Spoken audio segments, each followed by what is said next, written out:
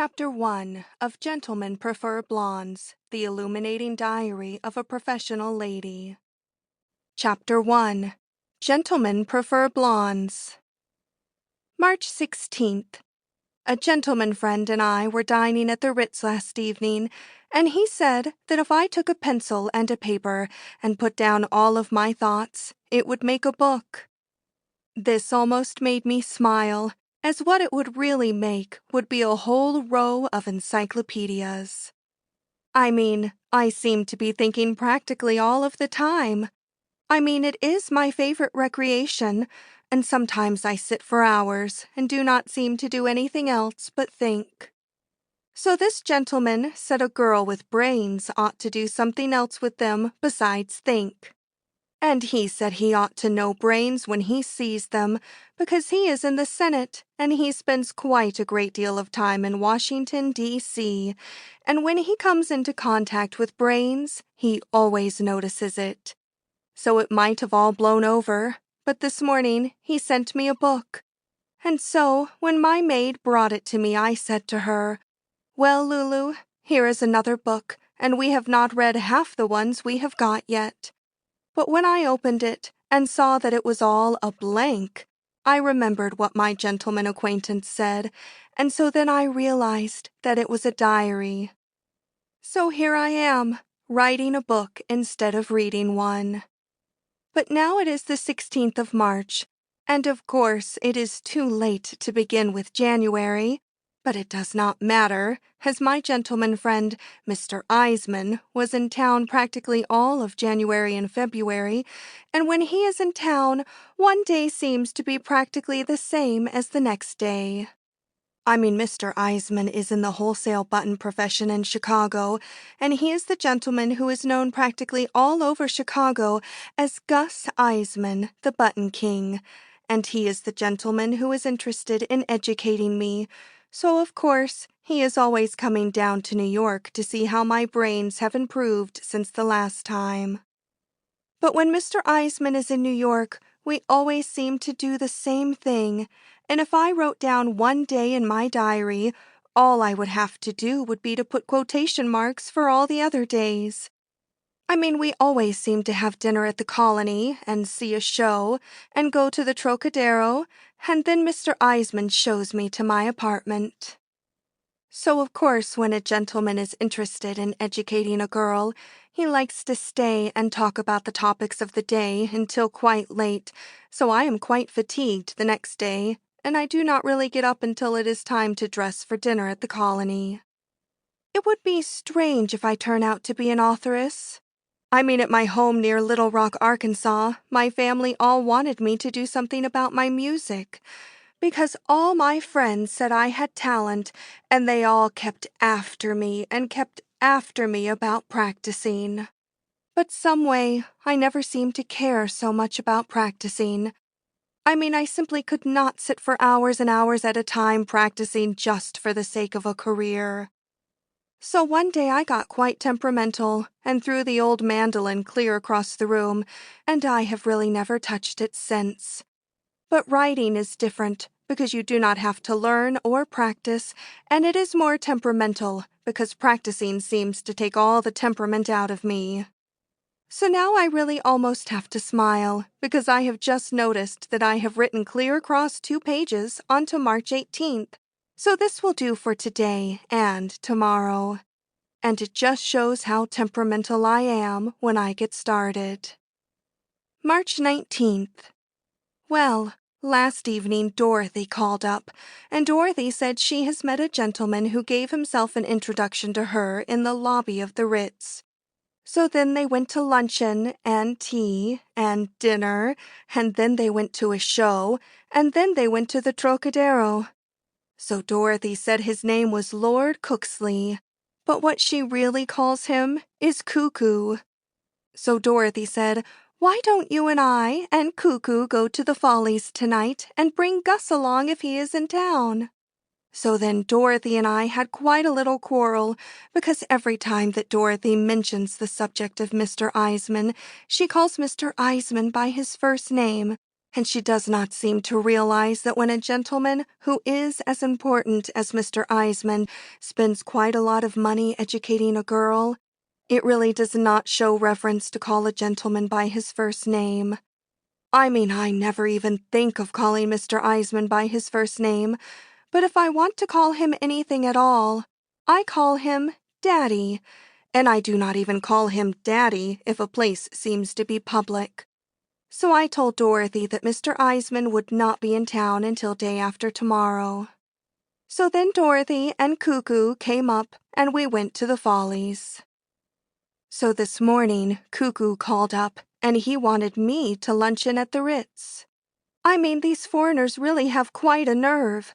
Just because Cuckoo is an Englishman and a lord, he thinks a girl can waste hours on him just for a luncheon at the Ritz, when all he does is talk about some exposition he went on to a place called Tibet, and after talking for hours, I found out that all they were was a lot of Chinamen. So I will be quite glad to see Mr. Eisman when he gets in, because he always has something quite interesting to talk about. As for instance, the last time he was here, he presented me with quite a beautiful emerald bracelet. So next week is my birthday, and he always has some delightful surprise on holidays. I did intend to luncheon at the Ritz with Dorothy today, and of course Cuckoo had to spoil it, as I told him that I could not luncheon with him today because my brother was in town on business and had the mumps, so I really could not leave him alone. Because of course, if I went to the Ritz now, I would bump into Cuckoo. But I sometimes almost have to smile at my own imagination, because of course, I have not got any brother, and I have not even thought of the mumps for years. I mean, it is no wonder that I can write. So the reason I thought I would take luncheon at the Ritz was because Mr. Chaplin is at the Ritz, and I always like to renew old acquaintances, because I met Mr. Chaplin once when we were both working on the same lot in Hollywood, and I am sure he would remember me. Gentlemen always seem to remember blondes. I mean, the only career I would like to be besides an authoress is a cinema star, and I was doing quite well in the cinema when Mr. Eisman made me give it all up. Because, of course, when a gentleman takes a friendly interest in educating a girl, as Mr. Eisman does, you like to show that you appreciate it, and he is against a girl being in the cinema because his mother is Orthodox. March 20th. Mr. Eisman gets in tomorrow to be here in time for my birthday. So I thought it would really be delightful to have at least one good time before Mr. Eisman got in. So last evening I had some literary gentlemen in to spend the evening because Mr. Eisman always likes me to have literary people in and out of the apartment. I mean, he is quite anxious for a girl to improve her mind, and his greatest interest in me is because I always seem to want to improve my mind and not waste any time. And Mr. Eisman likes me to have what the French people call a salo, which means that people all get together in the evening and improve their minds. So I invited all of the brainy gentlemen I could think up.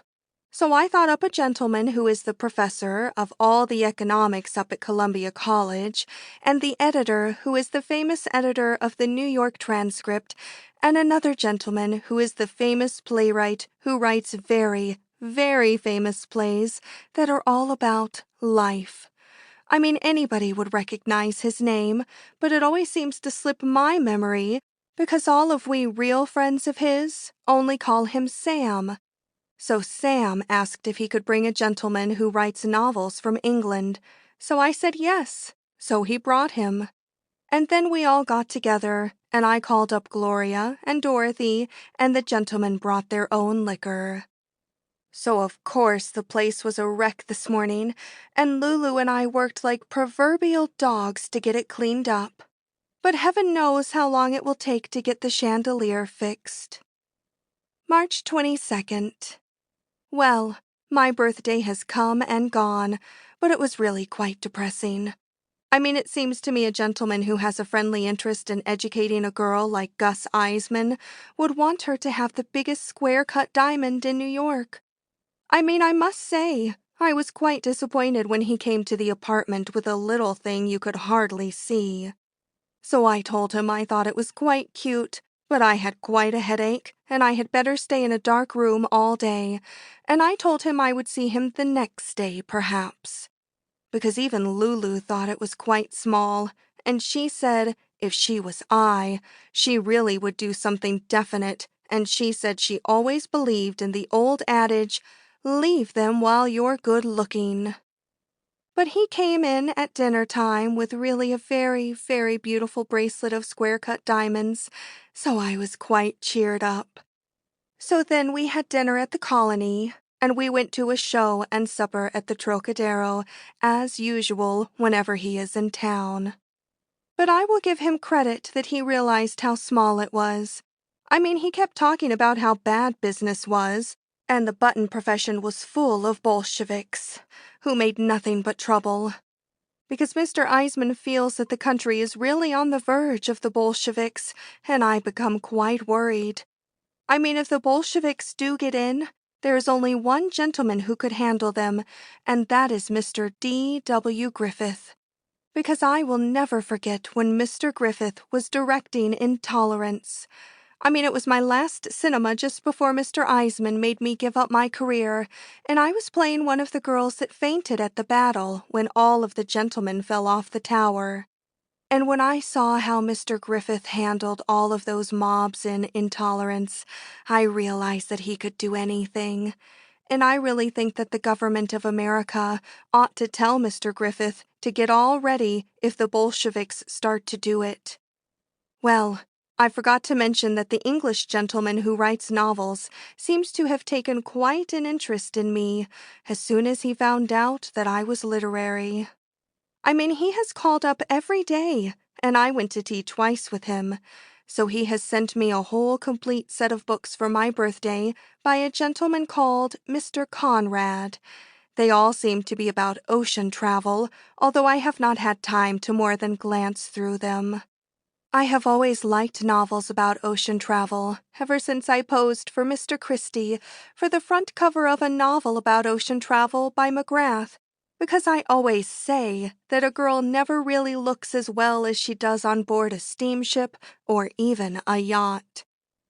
So the English gentleman's name is Mr. Gerald Lamson, as those who have read his novels would know. And he also sent me some of his own novels, as they seem to be about middle-aged English gentlemen who live in the country over in London and seem to ride bicycles, which seems quite different from America, except at Palm Beach.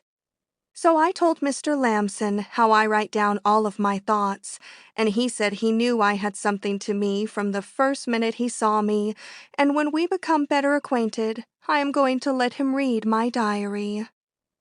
I mean, I even told Mr. Eisman about him, and he is quite pleased. Because, of course, Mr. Lamson is quite famous, and it seems Mr. Eisman has read all of his novels going to and fro on the trains, and Mr. Eisman is always anxious to meet famous people and take them to the Ritz to dinner on Saturday night. But of course, I did not tell Mr. Eisman that I am really getting quite a little crush on Mr. Lamson, which I really believe I am. But Mr. Eisman thinks my interest in him is more literary. March 30th. At last Mr. Eisman has left on the 20th century, and I must say I am quite fatigued, and a little rest will be quite welcome. I mean, I do not mind staying out late every night if I dance, but Mr. Eisman is really not such a good dancer, so most of the time we just sit and drink some champagne or have a bite to eat, and of course I do not dance with anyone else when I am out with Mr. Eisman. But Mr. Eisman and Jerry, as Mr. Lamson wants me to call him, became quite good friends, and we had several evenings, all three together. So now that Mr. Eisman is out of town at last, Jerry and I are going out together this evening, and Jerry said not to dress up, because Jerry seems to like me more for my soul. So I really had to tell Jerry that if all the gentlemen were like he seems to be, Madame Frances's whole dressmaking establishment would have to go out of business. But Jerry does not like a girl to be nothing else but a doll, but he likes her to bring in her husband's slippers every evening and make him forget what he has gone through.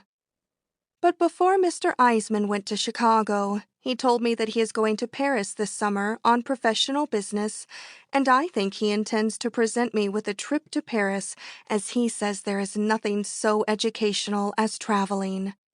I mean, it did worlds of good to Dorothy when she went abroad last spring, and I never get tired of hearing her telling how the merry-go-rounds in Paris have pigs instead of horses. But I really do not know whether to be thrilled or not, because of course, if I go to Paris, I will have to leave Jerry, and both Jerry and I have made up our minds not to be separated from one another from now on.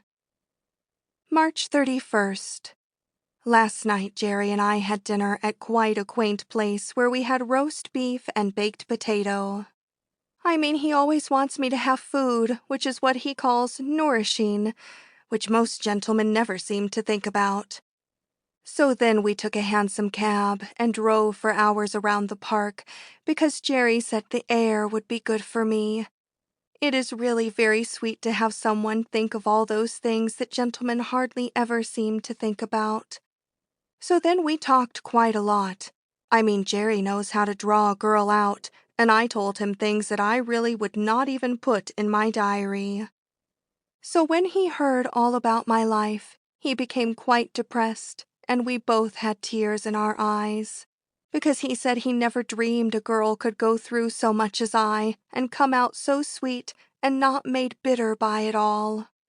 I mean, Jerry thinks that most gentlemen are brutes and hardly ever think about a girl's soul. So it seems that Jerry has quite a lot of trouble himself, and he cannot even get married on account of his wife. He and she have never been in love with each other, but she was a suffragette and asked him to marry her, so what could he do? So we rode all around the park until quite late, talking and philosophizing quite a lot, and I finally told him that I thought, after all, that bird life was the highest form of civilization. So Jerry calls me his little thinker, and I really would not be surprised if all of my thoughts will give him quite a few ideas for his novels, because Jerry says he has never seen a girl of my personal appearance with so many brains, and he had almost given up looking for his ideal when our paths seemed to cross each other, and I told him I really thought a thing like that was nearly always the result of fate. So Jerry says that I remind him quite a lot of Helen of Troy, who was of Greek extraction. But the only Greek I know is a Greek gentleman by the name of Mr. Georgopoulos, who is really quite wealthy, and he is what Dorothy and I call a shopper, because you can always call him up at any hour and ask him to go shopping, and he is always quite delighted, which very few gentlemen seem to be. And he never seems to care how much anything costs. I mean, Mr. Georgopoulos is also quite cultured, as I know quite a few gentlemen who can speak to a waiter in French, but Mr. Georgopoulos can also speak to a waiter in Greek, which very few gentlemen seem to be able to do. April 1st. I am taking special pains with my diary from now on, as I am really writing it for Jerry. I mean, he and I are going to read it together some evening in front of the fireplace. But Jerry leaves this evening for Boston, as he has to lecture about all of his works at Boston, but he will rush right back as soon as possible. So I'm going to spend all of my time improving myself while he is gone. And this afternoon, we are both going to a museum on Fifth Avenue because Jerry wants to show me a very, very beautiful cup made by an antique jeweler called Mr. Cellini. And he wants me to read Mr. Cellini's life, which is a very, very fine book and not dull while he is in Boston. So the famous playwright friend of mine, who is called Sam, called up this morning, and he wanted me to go to a literary party tonight that he and some other literary gentlemen are giving to Florence Mills in Harlem. But Jerry does not want me to go with Sam, as Sam always insists on telling risque stories. But personally, I am quite broad-minded, and I always say that I do not mind a risque story as long as it is really funny. I mean, I have a great sense of humor. But Jerry says Sam does not always select and choose his stories, and he just as soon as I did not go out with him. So I'm going to stay home and read the book by Mr. Cellini instead. Because after all, the only thing I am really interested in is improving my mind. So I'm going to do nothing else but improve my mind while Jerry is in Boston. I mean, I just received a cable from Willie Gwynn, who arrives from Europe tomorrow, but I am not even going to bother to see him. He is a sweet boy, but he never gets anywhere, and I am not going to waste my time on such as him after meeting a gentleman like Jerry. April 2nd. I seem to be quite depressed this morning, as I always am when there's nothing to put my mind to, because I decided not to read the book by Mr. Cellini. I mean, it was quite amusing in spots because it was really quite risque, but the spots were not so close together, and I never seem to like to always be hunting clear through a book for the spots I am looking for, especially when there are really not so many spots that seem to be so amusing after all. So I did not waste my time on it, but this morning I told Lulu to let all of the housework go and spend the day reading a book entitled Lord Jim, and then tell me all about it, so that I would improve my mind while Jerry is away. But when I got her the book, I nearly made a mistake and gave her a book by the title of The Nigger of Narcissus, which really would have hurt her feelings. I mean, I do not know why authors cannot say Negro instead of nigger, as they have their feelings just the same as we have. Well, I just got a telegram from Jerry that he will not be back until tomorrow, and also some orchids from Willie Gwynn, so I may as well go to the theater with Willie tonight to keep from getting depressed, as he really is a sweet boy after all. I mean, he never really does anything obnoxious, and it is quite depressing to stay at home and do nothing but read, unless you really have a book that is worth bothering about. April 3rd. I was really so depressed this morning that I was even glad to get a letter from Mr. Eisman, because last night Willie Gwynn came to take me to the Follies, but he was so intoxicated that I had to telephone his club to send around a taxi to take him home. So that left me alone with Lulu at 9 o'clock with nothing to do. So I put in a telephone call for Boston to talk to Jerry, but it never went through. So Lulu tried to teach me how to play mahjong, but I really could not keep my mind on it because I was so depressed. So today I think I had better go over to Madame Francis's and order some new evening gowns to cheer me up. Well, Lulu just brought me a telegram from Jerry that he will be in this afternoon, but I must not meet him at the station on account of all the reporters who always meet him at the station wherever he comes from.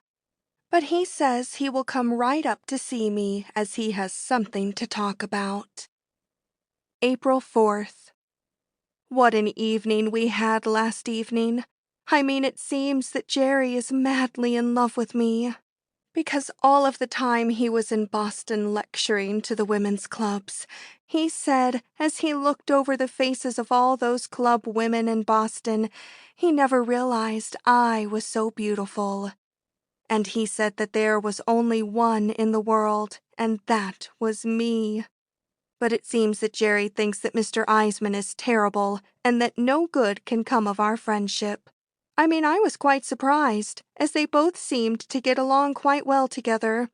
But it seems that Jerry never wants me to see Mr. Eisman again, and he wants me to give up everything and study French, and he will get a divorce, and we will be married. because Jerry does not seem to like the kind of life all of us lead in New York, and he wants me to go home to Papa in Arkansas, and he will send me books to read so that I will not get lonesome there. And he gave me his uncle's Masonic ring, which came down from the time of Solomon, and which he never even lets his wife wear, for our engagement ring. And this afternoon, a lady friend of his is going to bring me a new system she thought up of how to learn French. But some way, I still seem to be depressed. I mean, I could not sleep all night thinking of the terrible things Jerry said about New York and about Mr. Eisman. Of course, I can understand Jerry being jealous of any gentleman friend of mine, and of course I never really thought that Mr. Eisman was Rudolph Valentino, but Jerry said it made him cringe to think of a sweet girl like I having a friendship with Mr. Eisman. So it really made me feel quite depressed. I mean, Jerry likes to talk quite a lot, and I always think a lot of talking is depressing, and worries your brains with things you never even think of when you are busy. But so long as Jerry does not mind me going out with other gentlemen when they have something to give you mentally, I am going to luncheon with Eddie Goldmark of the Goldmark films, who is always wanting me to sign a contract to go into the cinema. Because Mr. Goldmark is madly in love with Dorothy, and Dorothy is always wanting me to go back to the cinema because Dorothy says that she will go if I will go. April 6th. Well, I finally wrote Mr. Eisman that I was going to get married, and it seems that he is coming on at once, as he would probably like to give me his advice. Getting married is really quite serious, and Jerry talks to me for hours and hours about it. I mean, he never seems to get tired of talking, and he does not seem to even want to go to shows, or dance, or do anything else but talk.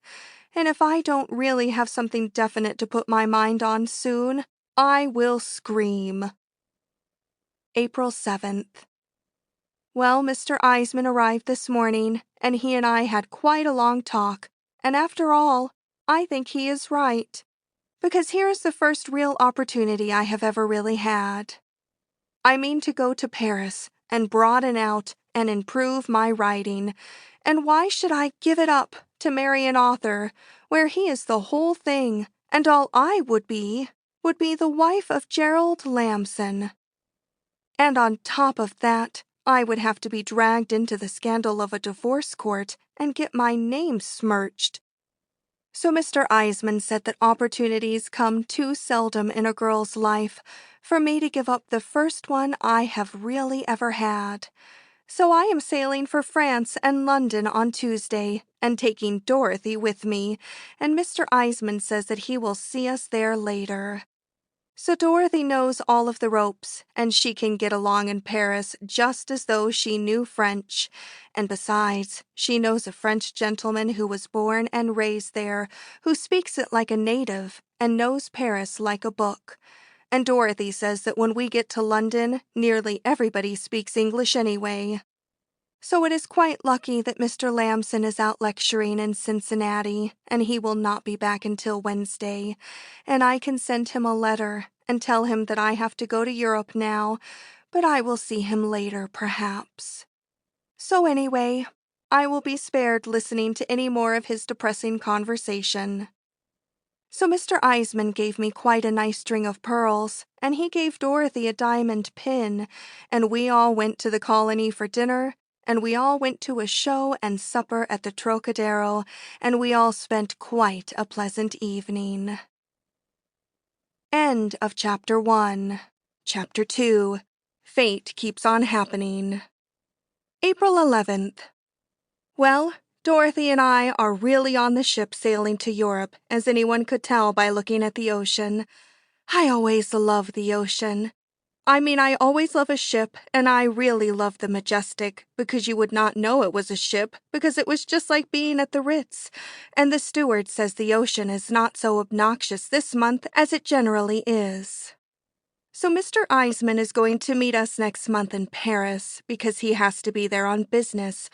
He always says that there is really no place to see the latest styles in buttons like Paris. So Dorothy is out taking a walk up and down the deck with a gentleman she met on the steps. But I am not going to waste my time going around with gentlemen, because if I did nothing but go around, I would not finish my diary or read good books, which I am always reading to improve my mind. But Dorothy really does not care about her mind, and I always scold her because she does nothing but waste her time by going around with gentlemen who do not have anything, when Eddie Goldmark of the Goldmark films is really quite wealthy and can make a girl delightful presents. But she does nothing but waste her time, and yesterday, which was really the day before we sailed, she would not go to luncheon with Mr. Goldmark, but she went to luncheon to meet a gentleman called Mr. Mencken from Baltimore, who really only prints a green magazine which has not even got any pictures in it. But Mr. Eisman is always saying that every girl does not want to get ahead and get educated like me. So Mr. Eisman and Lulu come down to the boat to see me off, and Lulu cried quite a lot. I mean, I really believe she could not care any more for me if she was light and not colored. Lulu has had a very sad life, because when she was quite young, a Pullman porter fell madly in love with her. So she believed him, and he lured her away from her home to Ashtabula and deceived her there. So she finally found out that she had been deceived, and she really was broken-hearted. And when she tried to go back home, she found out that it was too late, because her best girlfriend, who she had always trusted, had stolen her husband, and he would not take Lulu back. So I have always said to her she could always work for me, and she is going to take care of the apartment until I get back, because I would not sublet the apartment, because Dorothy sublet her apartment when she went to Europe last year, and the gentleman who sublet the apartment allowed girls to pay calls on him who were not nice. Mr. Eisman has literally filled our room with flowers, and the steward has had quite a hard time to find enough vases to put them into. I mean, the steward said he knew as soon as he saw Dorothy and I that he would have quite a heavy run on vases. And of course, Mr. Eisman has sent quite a lot of good books, as he always does, because he always knows that good books are always welcome. So he has sent me quite a large book of etiquette, as he says there is quite a lot of etiquette in England and London, and it would be a good thing for a girl to learn. So I'm going to take it on the deck after luncheon and read it, because I would often like to know what a girl ought to do when a gentleman she has just met says something to her in a taxi. Of course, I always become quite vexed, but I always believe in giving a gentleman another chance. So now the steward tells me it is luncheon time, so I will go upstairs as the gentleman Dorothy met on the steps has invited us to luncheon in the Ritz, which is a special dining room on the ship where you can spend quite a lot of money because they really give away the food in the other dining room. April 12th. I am going to stay in bed this morning as I am quite upset, as I saw a gentleman who quite upset me. I am not really sure it was the gentleman, as I saw him at quite a distance in the bar, but if it really is the gentleman, it shows that when a girl has a lot of fate in her life, it is sure to keep on happening. So when I thought I saw this gentleman, I was with Dorothy and Major Falcon, who is the gentleman Dorothy met on the steps, and Major Falcon noticed that I became upset, so he wanted me to tell him what was the matter, but it was really so terrible that I would not want to tell anyone. So I said good night to Major Falcon, and as I left him with Dorothy, I went down to our room and did nothing but cry and send the steward for some champagne to cheer me up. I mean, champagne always makes me feel philosophical, because it makes me realize that when a girl's life is as full of fate as mine seems to be, there is nothing else to do about it. So this morning, the steward brought me my coffee and quite a large pitcher of ice water, so I will stay in bed and not have any more champagne until luncheon time. Dorothy never has any fate in her life, and she does nothing but waste her time, and I really wonder if I did right to bring her with me and not Lulu. I mean, she really gives gentlemen a bad impression, as she talks quite a lot of slang. Because when I went up yesterday to meet she and Major Falcon for luncheon, I overheard her say to Major Falcon that she really liked to become intoxicated once in a dirty while. Only she did not say intoxicated, but she really said a slang word that means intoxicated, and I am always having to tell her that dirty is a slang word, and she really should not say dirty. Major Falcon is really quite a delightful gentleman for an Englishman. I mean, he really spends quite a lot of money, and we had quite a delightful luncheon and dinner in the Ritz until I thought I saw the gentleman who upset me, and I am so upset. I think I will get dressed and go up on the deck and see if it really is the one I think it is. I mean, there is nothing else for me to do, as I have finished writing in my diary for today, and I have decided not to read the book of etiquette, as I glanced through it, and it does not seem to have anything in it that I would care to know, because it wastes quite a lot of time telling you what to call a lord, and all the lords I have met have told me what to call them, and it is generally some quite cute name like Cuckoo, whose real name is really Lord Cooksley. So I will not waste my time on such a book. But I wish I did not feel so upset about the gentleman I think I saw. April 13th. It really is the gentleman I thought I saw. I mean, when I found out it was the gentleman, my heart really stopped, because it all brought back things that anybody does not like to remember, no matter who they are. So yesterday, when I went up on the deck to see if I could see the gentleman and see if it really was him, I met quite a delightful gentleman whom I met once at a party called Mr. Ginsburg, only his name is not Mr. Ginsburg anymore because a gentleman in London called Mr. Battenberg, who is some relation to some king, changed his name to Mr. Mountbatten, which Mr. Ginsburg says really means the same thing after all. So Mr. Ginsburg changed his name to Mr. Mountgins, which he really thinks is more aristocratic. So we walked around the deck, and we met the gentleman face to face, and I really saw it was him, and he really saw it was me. I mean, his face became so red, it was almost a picture. So I was so upset, I said goodbye to Mr. Mountgins, and I started to rush right down to my room and cry. But when I was going down the steps, I bumped right into Major Falcon, who noticed that I was upset. So Major Falcon made me go to the Ritz and have some champagne and tell him all about it. So then I told Major Falcon about the time in Arkansas when Papa sent me to Little Rock to study how to become a stenographer.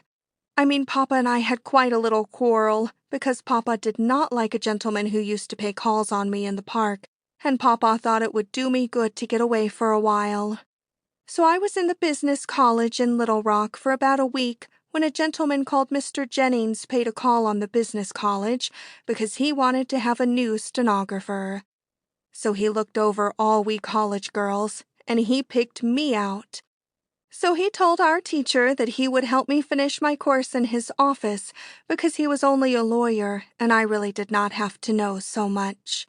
So Mr. Jennings helped me quite a lot, and I stayed in his office about a year when I found out that he was not the kind of a gentleman that a young girl is safe with. I mean, one evening, when I went to pay a call on him at his apartment, I found a girl there who really was famous all over Little Rock for not being nice. So when I found out that girls like that paid calls on Mr. Jennings, I had quite a bad case of hysterics, and my mind was really a blank, and when I came out of it, it seems that I had a revolver in my hand, and it seems that the revolver had shot Mr. Jennings.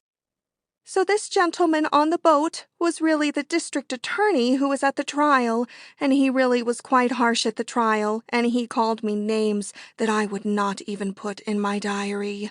Because everyone at the trial, except the district attorney, was really lovely to me, and all the gentlemen in the jury all cried when my lawyer pointed at me and told them that they, practically all, had had either a mother or a sister. So the jury was only out 3 minutes, and then they came back and acquitted me, and they were all so lovely that I really had to kiss all of them, and when I kissed the judge, he had tears in his eyes, and he took me right home to his sister. I mean, it was when Mr. Jennings became shot that I got the idea to go into the cinema, so Judge Hibbard got me a ticket to Hollywood. So it was Judge Hibbard who really gave me my name, because he did not like the name I had because he said a girl ought to have a name that ought to express her personality. So he said my name ought to be Lorelei, which is the name of a girl who became famous for sitting on a rock in Germany.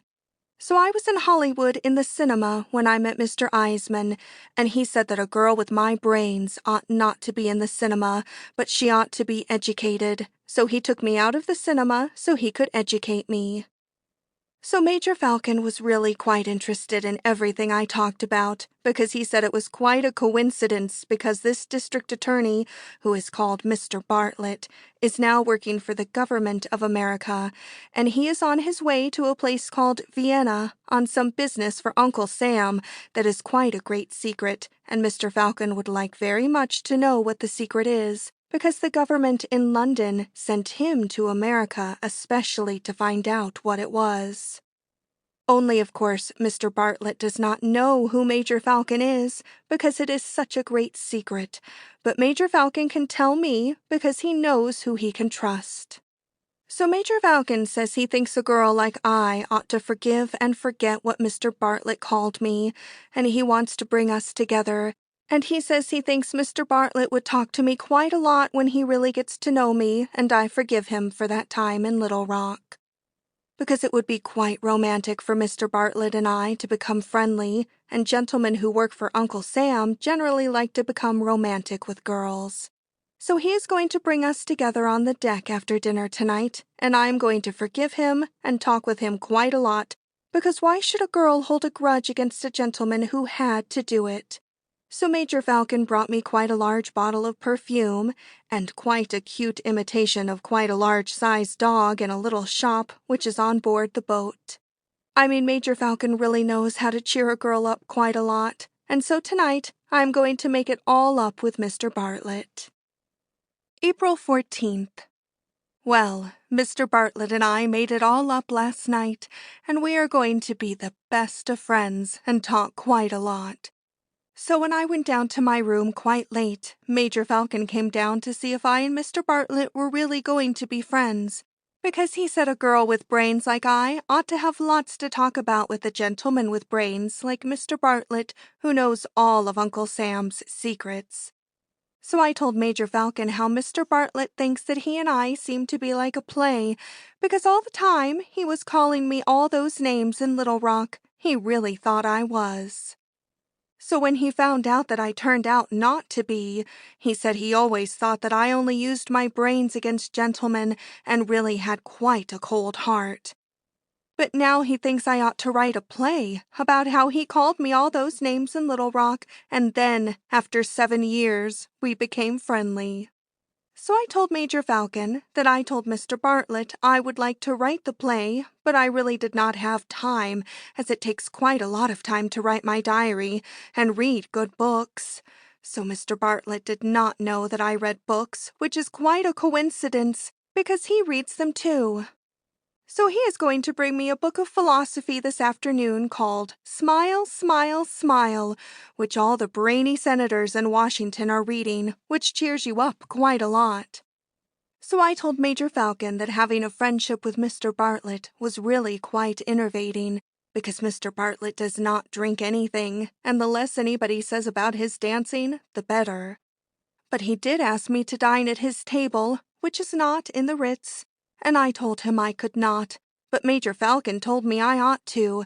But I told Major Falcon that there was a limit to almost everything. So I am going to stay in my room until luncheon, and I am going to luncheon in the Ritz with Mr. Mountgintz, who really knows how to treat a girl. Dorothy is up on the deck wasting quite a lot of time with the gentleman who is only a tennis champion.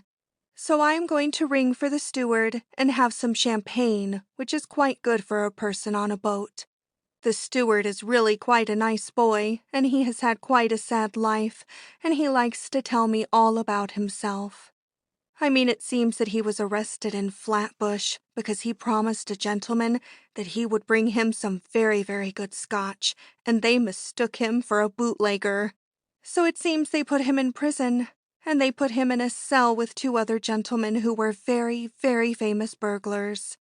I mean, they really had their pictures in all the newspapers, and everybody was talking about them. So my steward, whose real name is Fred, was very, very proud to be in the same cell with such famous burglars. So when they asked him what he was in for, he did not like to tell them that he was only a bootlegger, so he told them that he set fire to a house and burned up quite a large family in Oklahoma. So everything would have gone all right, except that the police had put a dictaphone in the cell and used it all against him, and he could not get out until they had investigated all the fires in Oklahoma. So, I always think that it is much more educational to talk to a boy like Fred, who has been through a lot and really suffered, than it is to talk to a gentleman like Mr. Bartlett. But I will have to talk to Mr. Bartlett all afternoon, as Major Falcon has made an appointment for me to spend the whole afternoon with him. April 15th. Last night there was quite a masquerade ball on the ship, which was really all for the sake of charity, because most of the sailors seem to have orphans which they get from going on the ocean when the sea is very rough. So they took up quite a collection, and Mr. Bartlett made quite a long speech in favor of orphans, especially when their parents are sailors. Mr. Bartlett really likes to make speeches quite a lot. I mean, he even likes to make speeches when he is all alone with a girl when they are walking up and down a deck. But the masquerade ball was quite cute, and one gentleman really looked almost like an imitation of Mr. Chaplin. So Dorothy and I really did not want to go to the ball, but Mr. Bartlett bought us 2 scarves at the little store, which is on the ship, so we tied them around our hips, and everyone said we made quite a cute Carmen. So Mr. Bartlett and Major Falcon and the tennis champion were the judges. So Dorothy and I won the prizes. I mean, I really hope I do not get any more large-size imitations of a dog, as I have 3 now, and I do not see why the captain does not ask Mr. Cartier to have a jewelry store on the ship, as it is really not much fun to go shopping on a ship with gentlemen and buy nothing but imitations of dogs. So, after we won the prizes, I had an engagement to go up on the top of the deck with Mr. Bartlett, as it seems he likes to look at the moonlight quite a lot. So I told him to go up and wait for me, and I would be up later, as I promised a dance to Mr. Mountgins. So he asked me how long I would be dancing till, but I told him to wait up there and he would find out. So Mr. Mountgins and I had quite a delightful dance and champagne until Major Falcon found us, because he was looking for me, and he said I really should not keep Mr. Bartlett waiting. So I went up on the deck, and Mr. Bartlett was up there waiting for me, and it seems that he really is madly in love with me, because he did not sleep a wink since we became friendly. Because he never thought that I really had brains, but now that he knows it, it seems that he has been looking for a girl like me for years, and he said that really the place for me when he got back home was Washington, D.C., where he lives. So I told him I thought a thing like that was nearly always the result of fate. So he wanted me to get off the ship tomorrow at France and take the same trip that he was taking to Vienna, as it seems that Vienna is in France, and if you go to England you go too far. But I told him that I could not, because I thought if he was really madly in love with me, he would take a trip to London instead. But he told me that he had serious business in Vienna, that was a very, very great secret. But I told him I did not believe it was business, but that it really was some girl, because what business could be so important? So he said it was business for the United States government at Washington, and he could not tell anybody what it was. So then we looked at the moonlight quite a lot. So I told him I would go to Vienna if I really knew it was business and not some girl, because I could not see how business could be so important. So then he told me all about it.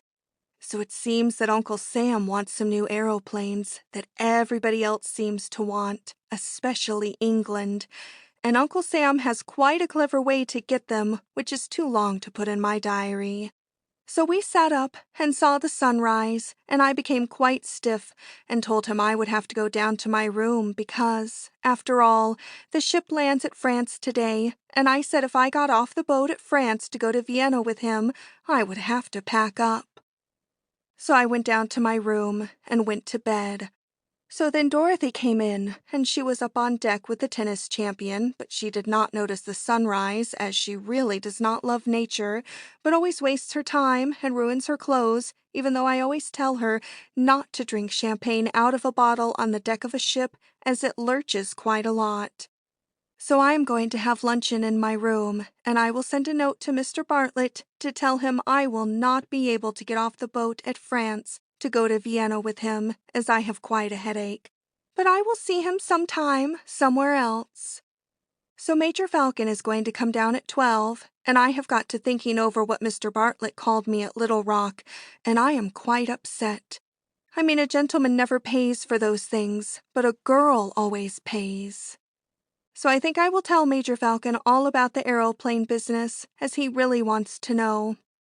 And after all, I do not think Mr. Bartlett is a gentleman to call me all those names in Little Rock, even if it was 7 years ago.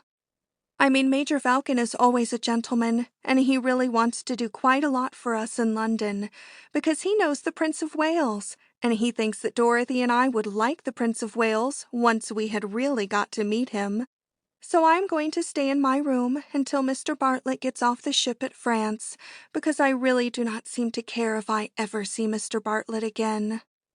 So tomorrow we will be at England bright and early, and I really feel quite thrilled, because Mr. Eisman sent me a cable this morning, as he does every morning, and he says to take advantage of everybody we meet, as traveling is the highest form of education.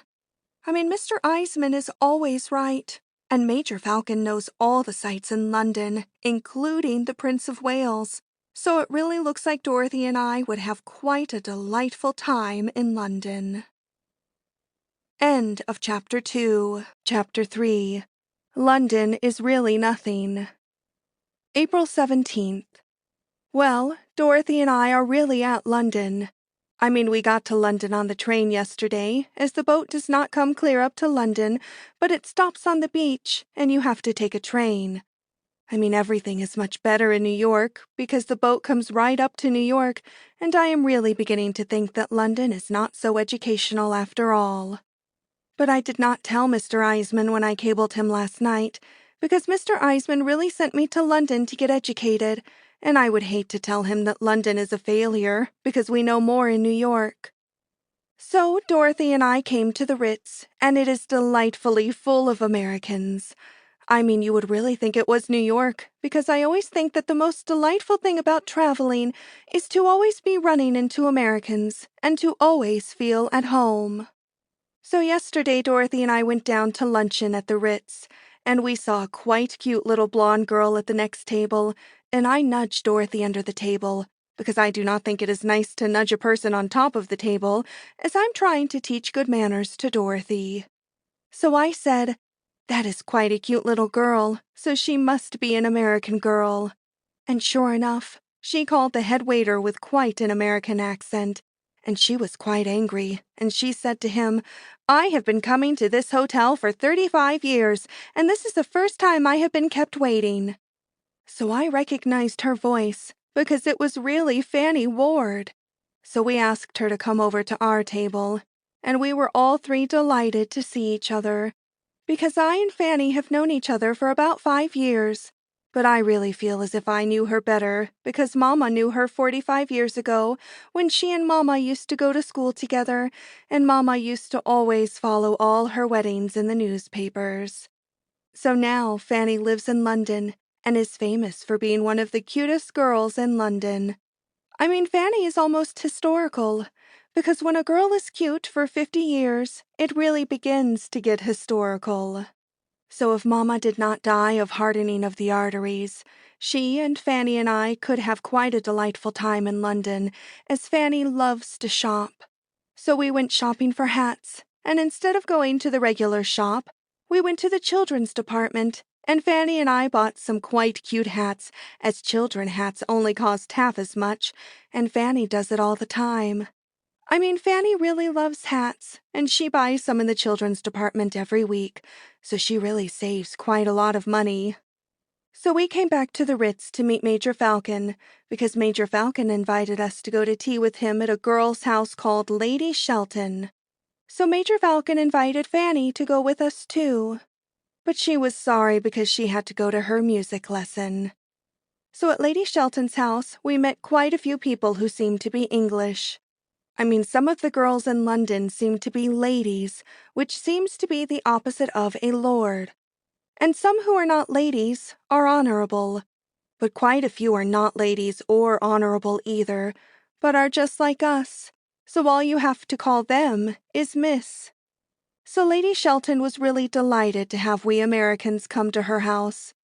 I mean, she took Dorothy and I into the back parlor and tried to sell us some shell flowers she seems to make out of seashells for 25 pounds. So we asked her how much it was in money, and it seems it is $125. I mean, I am really going to have a quite hard time in London with Dorothy, because she really should not say to an English lady what she said. I mean, she should not say to an English lady that in America we use shells the same way, only we put a dry pea under one of them and we call it a game.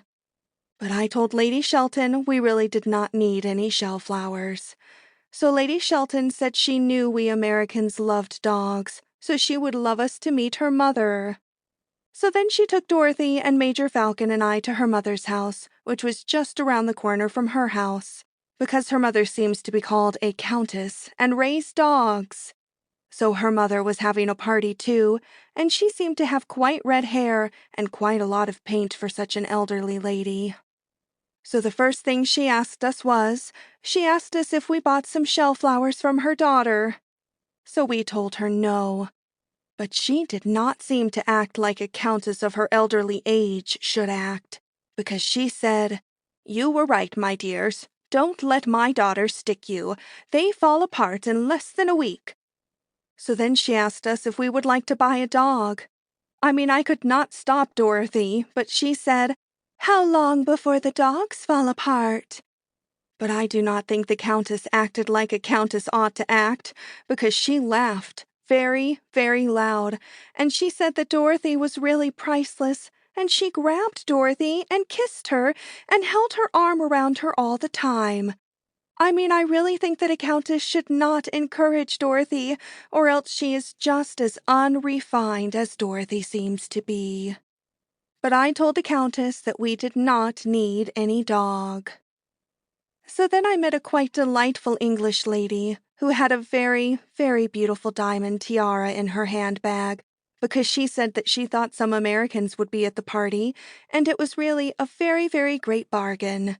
I mean, I think a diamond tiara is delightful, because it is a place where I really never thought of wearing diamonds before, and I thought I had almost one of everything until I saw a diamond tiara. The English lady, who is called Mrs. Weeks, said it was in her family for years. But the good thing about diamonds is they always look new. So I was really very intrigued, and I asked her how much it cost in money, and it seems it was $7,500. So then I looked around the room, and I noticed a gentleman who seemed to be quite well groomed.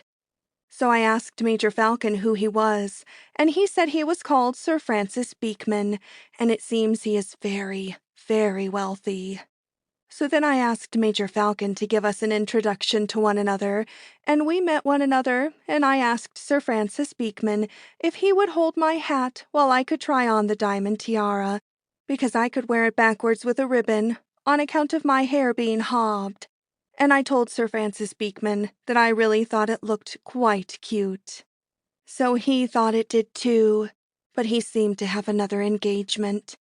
So the Countess came up to me, and she is really very unrefined, because she said to me, "Do not waste your time on him," because she said that whenever Sir Francis Beekman spent a halfpenny, the statue of a gentleman called Mr. Nelson took off his hat and bowed. I mean, some people are so unrefined, they seem to have unrefined thoughts about everything. So I really have my heart set on the diamond tiara, and I became quite worried because Mrs. Weeks said she was going to a delightful party last night that would be full of delightful Americans, and it would be snapped up. So I was so worried that I gave her $100, and she is going to hold the diamond tiara for me. Because what is the use of traveling if you do not take advantage of opportunities? And it really is quite unusual to get a bargain from an English lady. So last night, I cabled Mr. Eisman, and I told Mr. Eisman that he does not seem to know how much it costs to get educated by traveling. And I said I really would have to have $10,000. And I said I hoped I would not have to borrow the money from some strange English gentleman, even if he might be very good-looking. So I really could not sleep all night because of all my worrying, because if I do not get the money to buy the diamond tiara, it may be quite a hard thing to get back $100 from an English lady. So now I must really get dressed, as Major Falcon is going to take Dorothy and I to look at all the sights in London. But I really think if I do not get the diamond tiara, my whole trip to London will be quite a failure. April 18th. Yesterday was quite a night and day. Major Falcon came to take Dorothy and I to see all the sights in London. So I thought it would be delightful if we had another gentleman, and I made Major Falcon call up Sir Francis Beekman.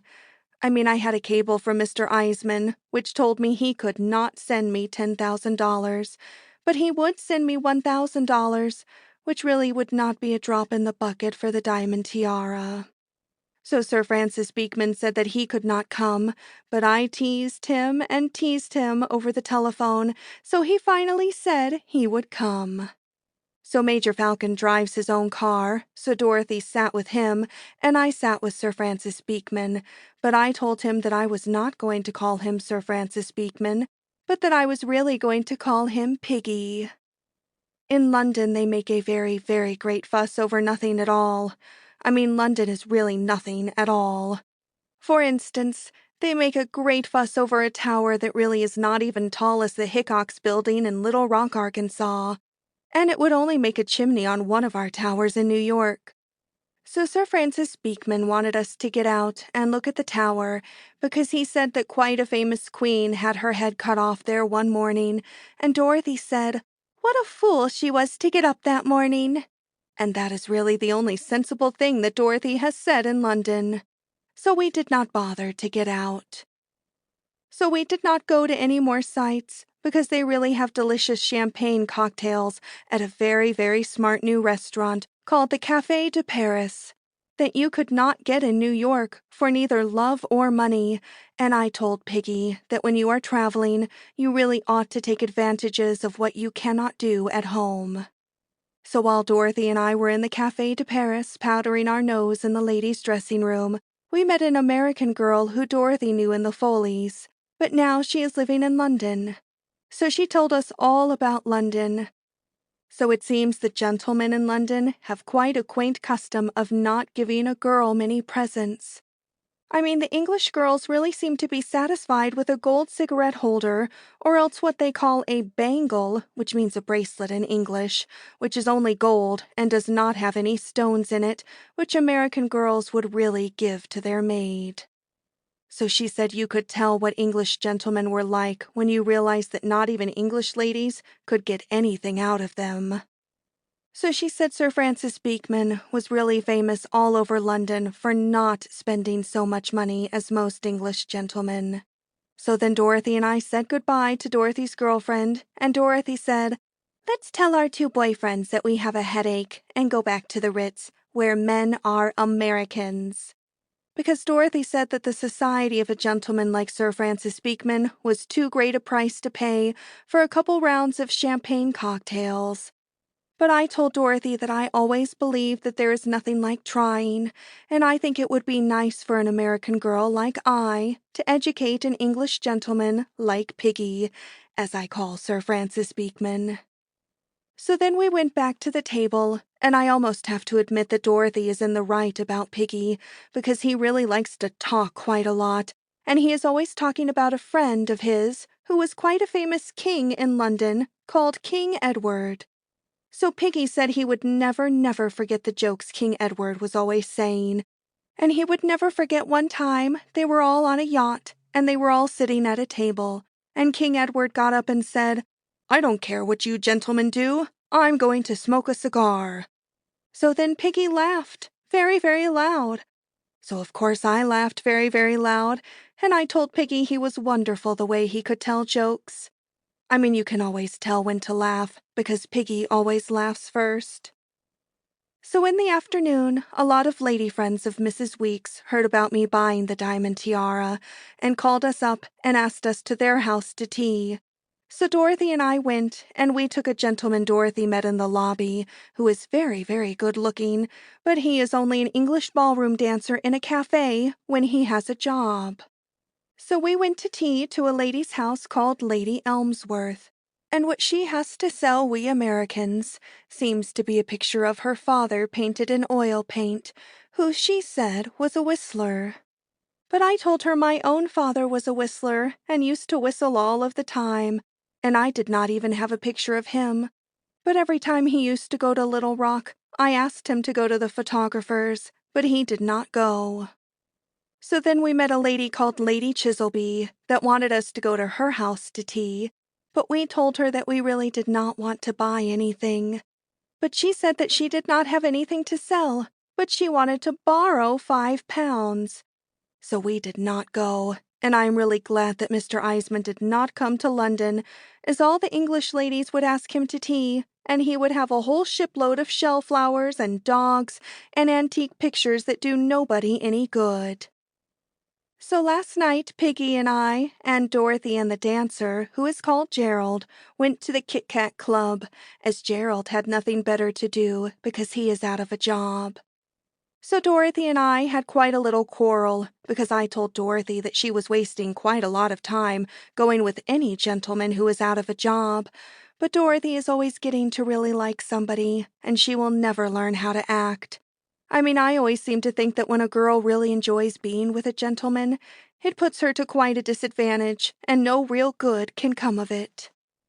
Well, tonight is going to be quite a night, because Major Falcon is going to take Dorothy and I to a dance at a lady's house tonight to meet the Prince of Wales. And now I must get ready to see Piggy, because he and I seem to be getting to be quite good friends, even if he has not sent me any flowers yet. April 19th. Last night we really met the Prince of Wales. Major Falcon called for Dorothy and I at 11 and took us to a lady's house where the lady was having a party. The Prince of Wales is really wonderful. Even if he was not a prince, he would be wonderful. Because even if he was not a prince, he would be able to make his living playing the ukulele, if he had a little more practice. So the lady came up to me and told me that the Prince of Wales would like to meet me. So she gave us an introduction to one another, and I was very, very thrilled when he asked me for a dance. So I decided I would write down every word he said to me in my diary, so I could always go back and read it over and over when I am really old. So then we started to dance, and I asked him if he was still able to be fond of horses. And he said he was. So after our dance was all over, he asked Dorothy for a dance, but Dorothy will never learn how to act in front of a prince, because she handed me her fan and she said, "Hold this while I slip a new page into English history," right in front of the Prince of Wales. So I was very, very worried while Dorothy was dancing with the Prince of Wales, because she talked to the Prince of Wales all the time, and when she got through, the Prince of Wales wrote some of the slang words she is always saying on his cuff. So if he tells the Queen someday to be a good elk, or some other slang word Dorothy is always saying, the Queen will really blame me for bringing such a girl into English society. So when Dorothy came back, we had quite a little quarrel, because Dorothy said that since I met the Prince of Wales, I was becoming too English. But really, I often remember Papa back in Arkansas, and he often used to say that his grandpa came from a place in England called Australia. So really, it is no wonder that the English seems to come out of me sometimes, because if a girl seems to have an English accent, I really think it is quite jolly. April 20th. Yesterday afternoon, I really thought I ought to begin to educate Piggy how to act with a girl like American gentlemen act with a girl. So I asked him to come up to have tea in our sitting room in the hotel because I had quite a headache. I mean, I really look quite cute in my pink negligee. So I sent out a bellhop friend of Dorothy and I, who is quite a nice boy, who is called Harry, and who we talked to quite a lot. So I gave Harry 10 pounds of English money, and I told him to go to the most expensive florist and to buy some very, very expensive orchids for 10 pounds, and to bring them to our sitting room at 15 minutes past 5, and not to say a word, but to say they were for me. So Piggy came to tea, and we were having tea when Harry came in, and he did not say a word, but he gave me a quite large box, and he said it was for me. So I opened the box, and sure enough, they were a dozen very, very beautiful orchids. So I looked for a card, but of course there was no card. So I grabbed Piggy, and I said I would have to give him quite a large hug, because it must have been him. But he said it was not him. But I said it must be him, because I said that there was only one gentleman in London who was so sweet and generous and had such a large heart to send a girl 12 orchids like him. So he still said it was not him. But I said I knew it was him, because there was not a gentleman in London so really marvelous and so wonderful and such a marvelous gentleman to send a girl 12 orchids every day as him. So I really had to apologize for giving him such a large hug. But I told him I was so full of impulses that when I knew he was going to send me 12 orchids every day, I became so impulsive I could not help it.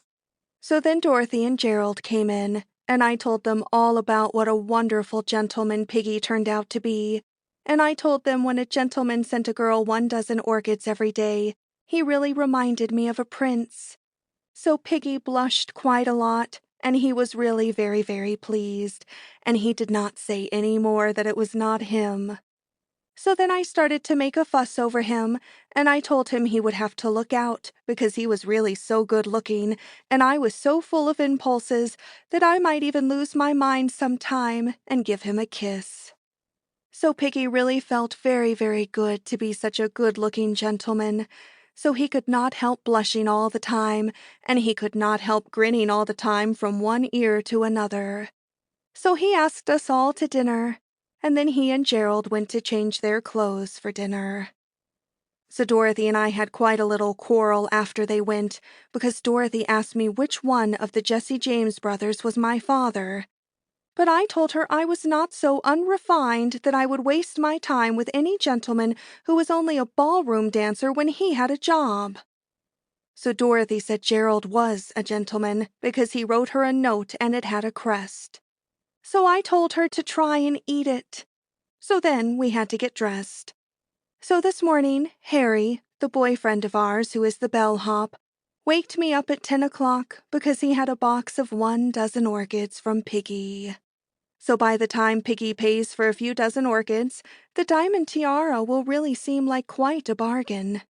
Because I always think that spending money is only just a habit, and if you get a gentleman started on buying 12 orchids at a time, he really gets very good habits. April 21st. Well, yesterday afternoon I took Piggy shopping on a street called Bond Street. So I took him to a jewelry store because I told him I had to have a silver picture frame because I had to have a picture of him to go in it. Because I told Piggy that when a girl gets to know such a good-looking gentleman as him, she really wants to have a picture of him on her dressing table where she can look at it a lot. So Piggy became quite intrigued. So we looked at all the silver picture frames. But then I told him that I really did not think a silver picture frame was good enough for a picture of him because I forgot they had gold picture frames until I saw them. So then we started to look at the gold picture frames. So then it came out that his picture was taken in his uniform. So I said he must be so good-looking in his uniform that I really did not think even the gold picture frames were good enough. But they did not have any platinum picture frames, so we had to buy the best one we could. So then I asked him if he could put on his uniform tomorrow, because I would love to see him in his uniform, and we could go to tea at Mrs. Weeks'. So he really became very pleased because he grinned quite a lot, and he said that he would. So then I said that poor little I would really look like nothing at all to be going out with him in his gorgeous uniform. So then we started to look at some bracelets, but a lady friend of his who is quite friendly with his wife, who is in their country house in the country, came into the store. So Piggy became quite nervous to be caught in a jewelry store where he has not been for years and years, so we had to go out. This morning Gerald called up Dorothy, and he said that day after tomorrow they are having a theatrical garden party to sell things to people for charity. So he asked if Dorothy and I would be one of the ones who sell things to people for charity. So we said we would. So now I must telephone Mrs. Weeks and say I will bring Sir Francis Beekman to tea tomorrow, and I hope it all comes out all right. But I really wish Piggy would not tell so many stories. I mean, I do not mind a gentleman when he tells a great many stories if they are new, but a gentleman who tells a great many stories, and they are all the same stories, is quite enervating. I mean, London is really so uneducational that all I seem to be learning is some of Piggy's stories, and I even want to forget them. So I am really becoming jolly well fed up with London. April 22nd. Yesterday Piggy came in his uniform, but he was really quite upset because he had a letter. I mean, his wife is coming to London because she always comes to London every year to get her old clothes made over, as she has a girl who does it very, very cheap. So she is going to stay with the lady who saw us in the jewelry store because it always saves money to stay with a friend. So I wanted to cheer Piggy up, so I told him that I did not think the lady saw us, and if she did see us, she really could not believe her eyes to see him in a jewelry store. But I did not tell him that I think that Dorothy and I had better go to Paris soon, because after all, Piggy's society is beginning to tell on a girl's nerves. But I really made Piggy feel quite good about his uniform, because I told him I only felt fit to be with him in a diamond tiara. So then I told him that, even if his wife was in London, we could still be friends, because I could not help but admire him even if his wife was in London, and I told him I really thought a thing like that was nearly always the result of fate. So then we went to tea at Mrs. Weeks. So Piggy arranged with Mrs. Weeks to pay her for the diamond tiara, and she nearly fell dead, but she will keep it a secret because no one would believe it anyway. So now I have the diamond tiara, and I have to admit that everything always turns out for the best. But I promised Piggy that I would always stay in London and we would always be friendly, because Piggy always says that I am the only one who admires him for what he really is. April 25th. Well, we were so busy the last days I did not have time to write in my diary, because now we are on a ship that seems to be quite a small ship to be sailing to Paris, and we will be at Paris this afternoon. Because it does not take nearly so long to come to Paris as it does to come to London. I mean, it seems quite unusual to think that it takes 6 days to come to London and only 1 day to come to Paris. So Dorothy is quite upset because she did not want to come, as she is madly in love with Gerald, and Gerald said that we really ought not to leave London without going to see England while we happen to be here. But I told him that if England was the same kind of a place that London seems to be, I really know too much to bother with such a place. I mean, we had quite a little quarrel because Gerald showed up at the station with a bangle for Dorothy. So I told Dorothy she was well rid of such a person. So Dorothy had to come with me because Mr. Eisman is paying her expenses because he wants Dorothy to be my chaperone. So the last thing in London was the garden party. I sold quite a lot of red balloons, and I sold a red balloon to Harry Lauder, the famous Scotch gentleman who is the famous Scotch tenor, for £20. So Dorothy said I did not need to buy any ticket to Paris on the boat, because if I could do that, I could walk across the channel. So Piggy does not know that we have gone, but I sent him a letter and told him I would see him sometime again sometime. And I was really glad to get out of our rooms at the Ritz. I mean, 50 or 60 orchids really make a girl think of a funeral.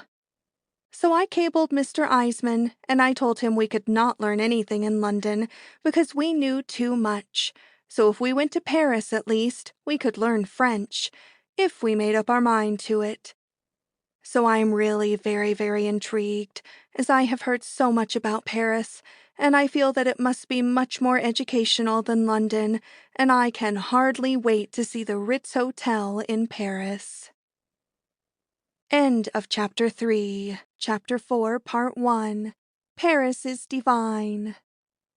April 27th. Paris is divine. I mean, Dorothy and I got to Paris yesterday, and it really is divine. Because the French are divine. Because when we are coming off the boat, and we are coming through the customs, it was quite hot, and it seemed to smell quite a lot, and all the French gentlemen in the customs were squealing quite a lot.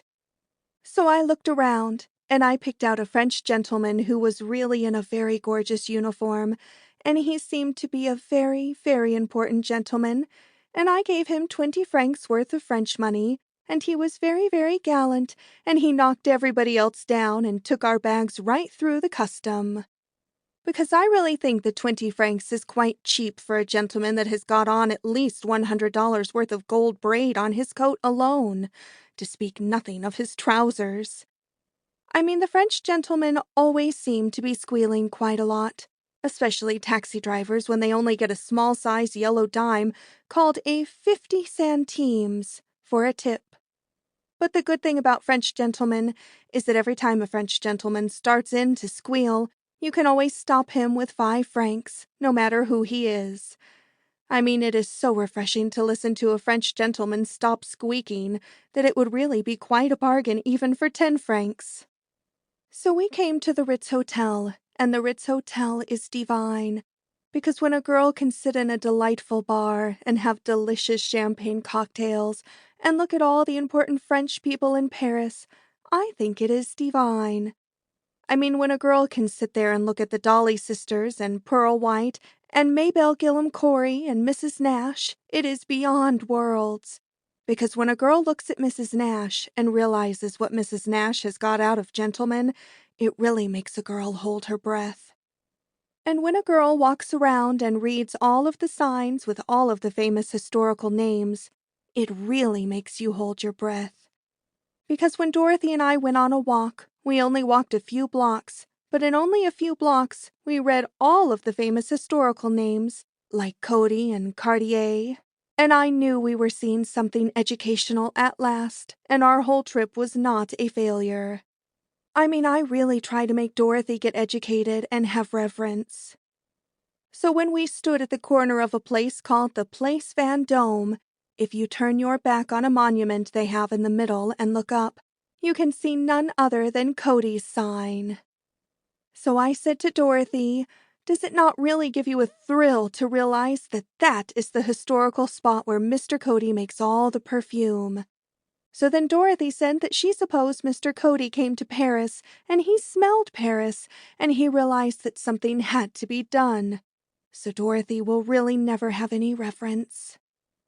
So then we saw a jewelry store, and we saw some jewelry in the window, and it really seemed to be a very, very great bargain, but the price marks all had francs on them, and Dorothy and I do not seem to be mathematical enough to tell how much francs is in money. So we went in and asked, and it seems it was only $20, and it seems it is not diamonds, but it is a thing called paste, which is the name of a word which means imitations. So Dorothy said paste is the name of the word a girl ought to do to a gentleman that handed her one. I mean, I would really be embarrassed, but the gentleman did not seem to understand Dorothy's English. So it really makes a girl feel depressed to think a girl could not tell that it was nothing but an imitation. I mean, a gentleman could deceive a girl because he could give her a present, and it would only be worth $20. So when Mr. Eisman comes to Paris next week, if he wants to make me a present, I will make him take me along with him, because he really is quite an inveterate bargain hunter at heart. So the gentleman at the jewelry store said that quite a lot of famous girls in Paris had imitations of all their jewelry, and they put the jewelry in the safe, and they really wore the imitations, so they could wear it and have a good time. But I told him I thought that any girl who was a lady would not even think of having such a good time, that she did not remember to hang on to her jewelry. So then we went back to the Ritz and unpacked our trunks, with the aid of a really delightful waiter who brought us up some delicious luncheon and who is called Leon and who speaks English almost like an American and who Dorothy and I talked to quite a lot. So Leon said that we ought not to stay around the Ritz all of the time, but we really ought to see Paris. So Dorothy said she would go down in the lobby and meet some gentleman to show us Paris. So, in a couple of minutes, she called up on the telephone from the lobby, and she said, "I have got a French bird down here who is a French title nobleman, who is called a viscount, so come on down." So I said, "How did a Frenchman get into the Ritz?" So Dorothy said, "He came in to get out of the rain, and he has not noticed that it is stopped."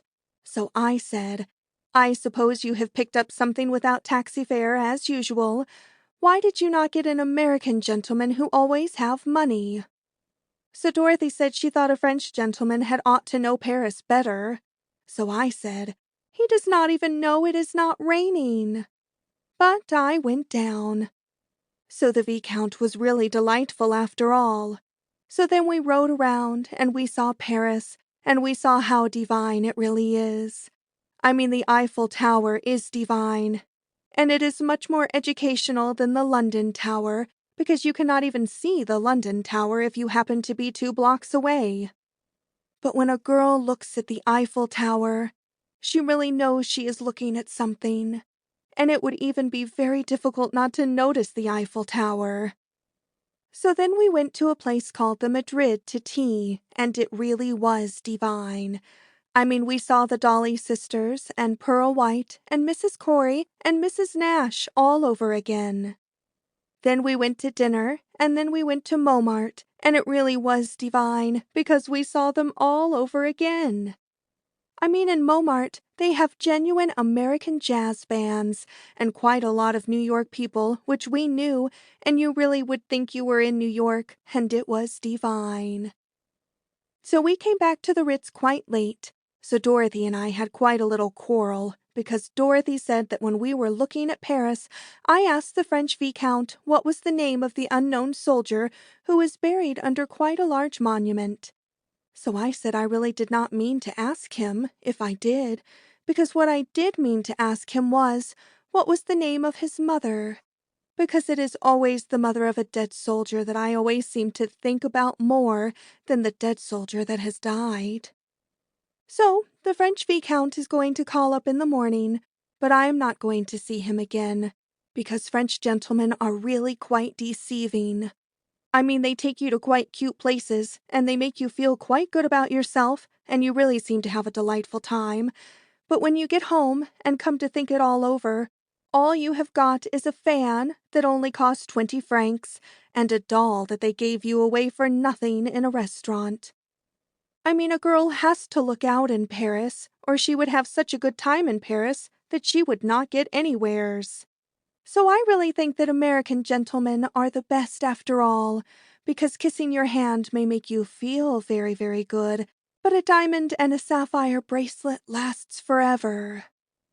Besides, I do not think that I ought to go out with any gentleman in Paris, because Mr. Eisman will be here next week, and he told me that the only kind of gentlemen he wants me to go out with are intellectual gentlemen who are good for a girl's brains. So I really do not seem to see many gentlemen around the Ritz who seem to look like they would be good for a girl's brains. So tomorrow we are going to go shopping, and I suppose it would really be too much to expect to find a gentleman who would look to Mr. Eisman like he was good for a girl's brains, and at the same time he would like to take us shopping. April 29th. Yesterday was quite a day. I mean, Dorothy and I were getting ready to go shopping, and the telephone rang, and they said that Lady Frances Beekman was downstairs, and she wanted to come upstairs. So I was really quite surprised. I did not know what to say, so I said all right. So then I told Dorothy, and then we put our brains together, because it seems that Lady Frances Beekman is the wife of the gentleman called Sir Francis Beekman, who was the admirer of mine in London, who seemed to admire me so much that he asked me if he could make me a present of a diamond tiara. So it seemed as if his wife must have heard about it, and it really seemed as if she must have come clear over from London about it. So there was a very, very loud knock at the door, so we asked her to come in. So Lady Frances Beekman came in, and she is a quite large-sized lady who seems to resemble Bill Hart quite a lot. Dorothy thinks that Lady Frances Beekman resembles Bill Hart quite a lot, only she really thinks she looks more like Bill Hart's horse. So it seems that she said that if I did not give her back the diamond tiara right away, she would make quite a fuss, and she would ruin my reputation. Because she said that something really must be wrong about the whole thing. Because it seems that Sir Francis Beekman and she have been married for 35 years, and the last present he gave to her was a wedding ring. So Dorothy spoke up and she said, "Lady, you could no more ruin my girlfriend's reputation than you could sink the Jewish fleet." I was quite proud of Dorothy the way she stood up for my reputation. Because I really think that there is nothing so wonderful as two girls when they stand up for each other and help each other a lot. Because no matter how vigorous Lady Frances Beekman seems to be, she had to realize that she could not sink a whole fleet full of ships. So she had to stop talking against my reputation. So then she said she would drag it into the court, and she would say that it was undue influence.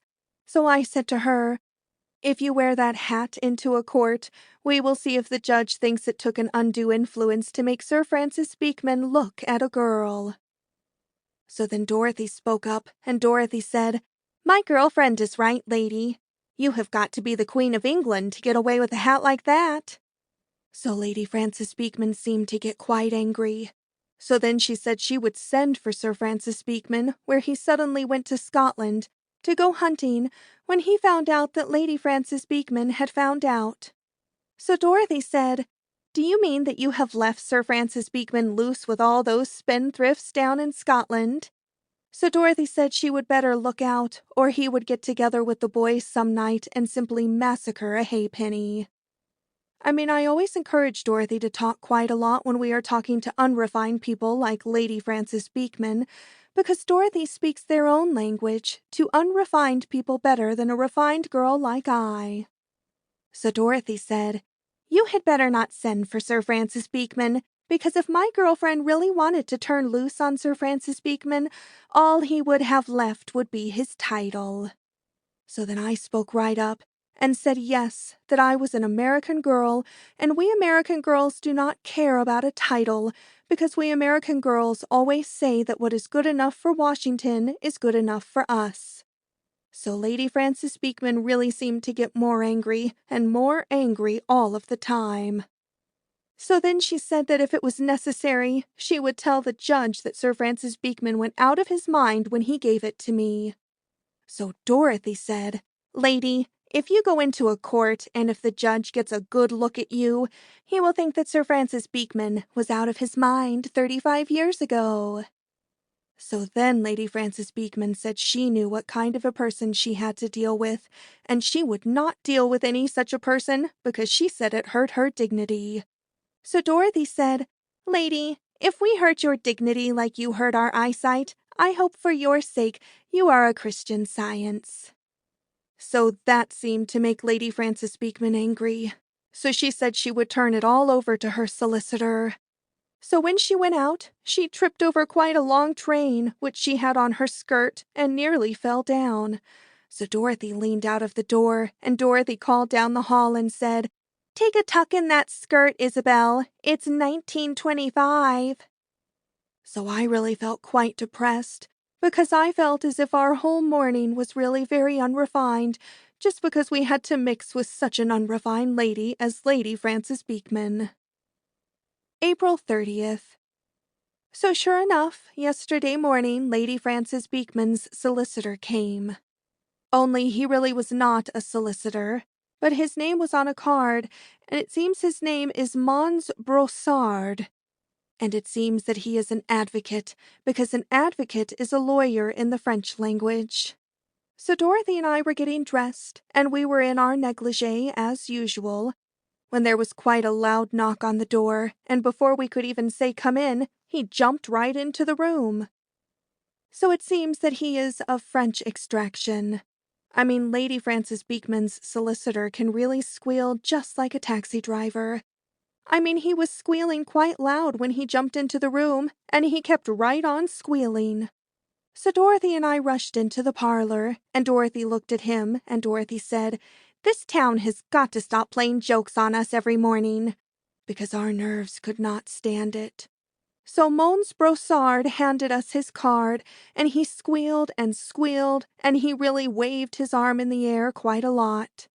So Dorothy said he gives quite a good imitation of the Moulin Rouge, which is really a red windmill. Only Dorothy said he makes more noise, and he runs on his own wind. So we stood and watched him for quite a long time, but he seemed to get quite monotonous after quite a long while, because he was always talking in French, which really means nothing to us. So Dorothy said, "Let's see if 25 francs will stop him, because if 5 francs will stop a taxi driver, 25 francs ought to stop an advocate," because he was making about 5 times as much noise as a taxi driver, and 5 times 5 is 25. So as soon as he heard us start in to talk about francs, he seemed to calm down quite a little. So Dorothy got out her pocketbook, and she gave him 25 francs. So then he stopped squealing, and he put it in his pocket, and then he got out quite a large-size handkerchief with purple elephants on it, and he started in to cry. So Dorothy really got discouraged, and she said, look here, you have given us a quite an amusing morning, but if you keep that up much longer, wet or dry, out you go." So then he started in to pointing at the telephone, and he seemed to want to use the telephone, and Dorothy said, "If you think you can get a number over that thing, go to it, but as far as we have found out, it is a wall bracket." So then he started in to telephone, so Dorothy and I went about our business to get dressed. So when he finished telephoning, he kept running to my door, and then he kept running to Dorothy's door, and he kept on crying and talking a lot, but he seemed to have lost all of his novelty to us, so we paid no more attention to him. So finally there was another loud knock on the door, so we heard him rush to the door, so we both went into the parlor to see what it was, and it really was a sight, because it was another Frenchman.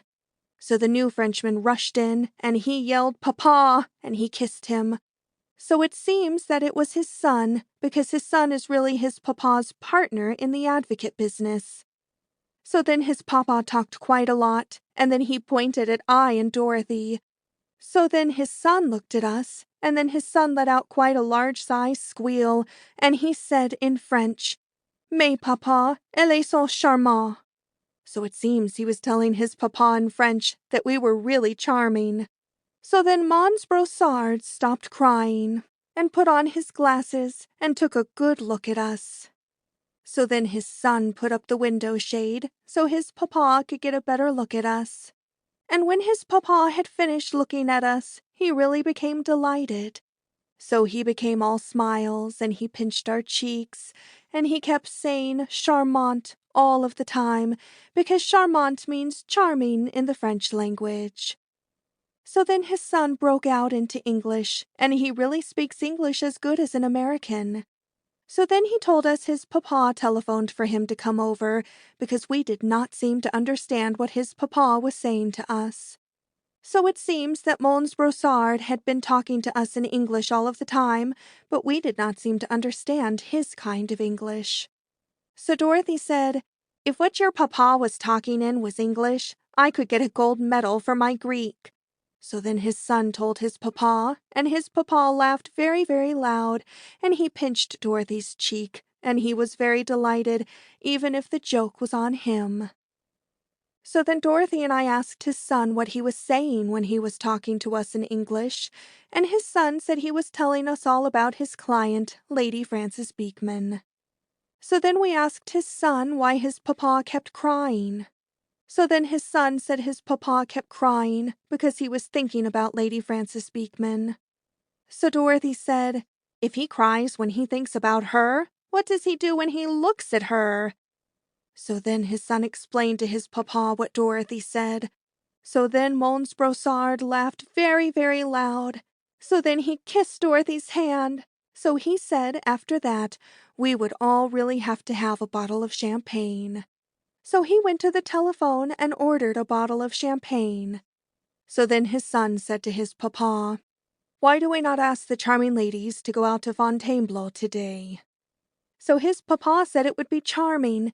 So then I said, how are we going to tell you gentlemen apart? Because if it is the same in Paris as it is in America, you would both seem to be Monsieur Brossard. So then we got the idea to call them by their first name. So it seems that his son's name is Louis. So Dorothy spoke up and said, I hear that they number all of you Louis over here in Paris. Because a girl is always hearing someone talk about Louis XVI, who seemed to be in the antique furniture business. I mean, I was surprised to hear Dorothy get so historical, so she may really be getting educated in spite of everything. But Dorothy told Louis he need not try to figure out his number, because she got it the minute she looked at him. So it seems his papa's name is Robert, which means Robert in French. So Dorothy started in to think about her 25 francs, and she said to Robert, your mother certainly knew her grammar when she called you that. So Dorothy said we might as well go out to Fontainebleau with Louis and Robert if Louis would take off his yellow spats that were made out of yellow chamois skin with pink pearl buttons. Because Dorothy said, fun is fun, but no girl wants to laugh all of the time. So Louis is really always anxious to please. So he took off his spats, but when he took off his spats, we saw his socks. And when we saw his socks, we saw that they were Scotch plaid with small-size rainbows running through them. So Dorothy looked at them a little while, and she really became quite discouraged, and she said, well, Louis, I think you had better put your spats back on. So then Leon, our friend who is the waiter, came in with the bottle of champagne. So while he was opening the bottle of champagne, Louis and Robert talked together in French quite a lot, and I really think I had ought to find out what they said in French, because it might be about the diamond tiara. Because French gentlemen are very, very gallant, but I really do not think a girl can trust one of them around a corner. So when I get a chance, I am going to ask Leon what they said. So then we went to Fontainebleau, and then we went to Montmartre, and we got home very late, and we really had quite a delightful day and night, even if we did not go out shopping and buy anything. But I really think we ought to do more shopping, because shopping really seems to be what Paris is principally for. End of Chapter 4, Part 1. Chapter 4, Part 2. May 1st. Well, this morning I sent for Leon, who is Dorothy and my waiter friend, and I asked him what Louis and Robert said in French. So it seems that they said in French that we seemed to attract them very, very much, because they really thought that we were very charming, and they had not met girls that were so charming in quite a long time. So it seems that they said they would ask us out a lot, and that they would charge up all the bills to Lady Frances Beekman, because they would watch for their chance, and they would steal the diamond tiara. So then they said that even if they could not steal it from us, we were really so charming that it would be delightful to go around with us, even if they could not steal from us. So no matter what happens, they really could not lose. Because it seems that Lady Frances Beekman would be glad to pay all the bills when they told her they had to take us out a lot so they could watch for their chance and steal it. Because Lady Frances Beekman is the kind of a wealthy lady that does not spend money on anything else, but she will always spend money on a lawsuit. And she really would not mind spending the money, because it seems that something either I or Dorothy said to Lady Frances Beekman seemed to make her angry. So then I decided it was time to do some thinking, and I really thought quite a lot. So I told Dorothy I thought I would put the real diamond tiara in the safe at the Ritz, and then I would buy an imitation of a diamond tiara at the jewelry store that has the imitations that are called paste. So then I would leave the imitation of the diamond tiara lying around so Louis and Robert could see how careless I seemed to be with it, so then they would get full of encouragement. So when we go out with Louis and Robert, I could put it in my handbag, and I could take it with me so Louis and Robert could always feel that the diamond tiara was within reach. So then Dorothy and I could get them to go shopping, and we could get them to spend quite a lot, and every time they seemed to get discouraged, I could open my handbag and let them get a glimpse of the imitation of a diamond tiara, and they would become more encouraged, and then they would spend some more money. Because I even might let them steal it at the last, because they were really charming gentlemen after all, and I really would like to help Louis and Robert. I mean, it would be quite amusing for them to steal it for Lady Frances Beekman, and she would have to pay them quite a lot. And then she would find out it was only made out of paste after all. Because Lady Frances Beekman has never seen the real diamond tiara, and the imitation of a diamond tiara would really deceive her. At least until Louis and Robert got all of their money for all of the hard work they did. I mean, the imitation of a diamond tiara would only cost about $65. And what is $65 if Dorothy and I could do some delightful shopping and get some delightful presents that would even seem more delightful when we stop to realize that Lady Frances Beekman paid for them? And it would teach Lady Frances Beekman a lesson not to say what she said to two American girls like I and Dorothy, who were all alone in Paris and had no gentleman to protect them. So when I got through telling Dorothy what I thought up, Dorothy looked at me, and she really said she thought my brains were a miracle. I mean, she said my brains reminded her of a radio because you listen to it for days and days and you get discouraged. And just when you are getting ready to smash it, something comes out that is a masterpiece. So then Louis called us up, so Dorothy told him that we thought it would be delightful if he and Robert would take us out shopping tomorrow morning. So then Louis asked his papa, and his papa said they would. So then they asked us if we would like to go see a play called The Folies Bergère tonight. So he said that all of the French people who live in Paris are always delighted to have some Americans, so it will give them an excuse to go to the Folies Bergère. So we said we would go. So now Dorothy and I are going out shopping to buy the imitation of a diamond tiara, and we are going out window shopping to pick out where we would like Louis and Robert to take us shopping tomorrow. So I really think that everything always works out for the best, because after all, we really need some gentlemen to take us around until Mr. Eisman gets to Paris, and we could not go around with any really attractive gentlemen, because Mr. Eisman only wants me to go out with gentlemen that have brains. So I said to Dorothy that, even if Louis and Robert do not look so full of brains, we could tell Mr. Eisman that all we were learning from them was French. So even if I have not seemed to learn French yet, I have really almost learned to understand Robert's English, so when Robert talks in front of Mr. Eisman and I seem to understand what he is saying, Mr. Eisman will probably think I know French. May 2nd. So last night we went to the Folies Bergère, and it really was divine. I mean, it was very, very artistic because it had girls in it that were in the nude. So one of the girls was a friend of Louis, and he said that she was a very, very nice girl, and that she was only 18 years of age. So Dorothy said, "She is slipping it over on you, Louis, because how could a girl get such dirty knees and only 18 years?" So Louis and Robert really laughed very, very loud. I mean, Dorothy was very unrefined at the Folies Bergère, but I always think that when girls are in the nude, it is very artistic, and if you have artistic thoughts, you think it is beautiful, and I really would not laugh in an artistic place like the Folies Bergère. So I wore the imitation of a diamond tiara to the Folies Bergère. I mean, it really would deceive an expert, and Louis and Robert could hardly take their eyes off of it. But they did not really annoy me because I had it tied on very, very tight. I mean, it would be fatal if they got the diamond tiara before Dorothy and I took them shopping a lot. So we are all ready to go shopping this morning, and Robert was here bright and early, and he is in the parlor with Dorothy, and we are waiting for Louis. So I left the diamond tiara on the table in the parlor, so Robert could see how careless I really am with everything, but Dorothy is keeping her eye on Robert. So I just heard Louis come in, because I heard him kissing Robert. I mean, Louis is always kissing Robert, and Dorothy told Louis that if he did not stop kissing Robert, people would think that he painted batiks. So now I must join the others, and I will put the diamond tiara in my handbag so that Louis and Robert will feel that it is always around, and we will all go shopping. And I almost have to smile when I think of Lady Frances Beekman. May 3rd. Yesterday was really delightful.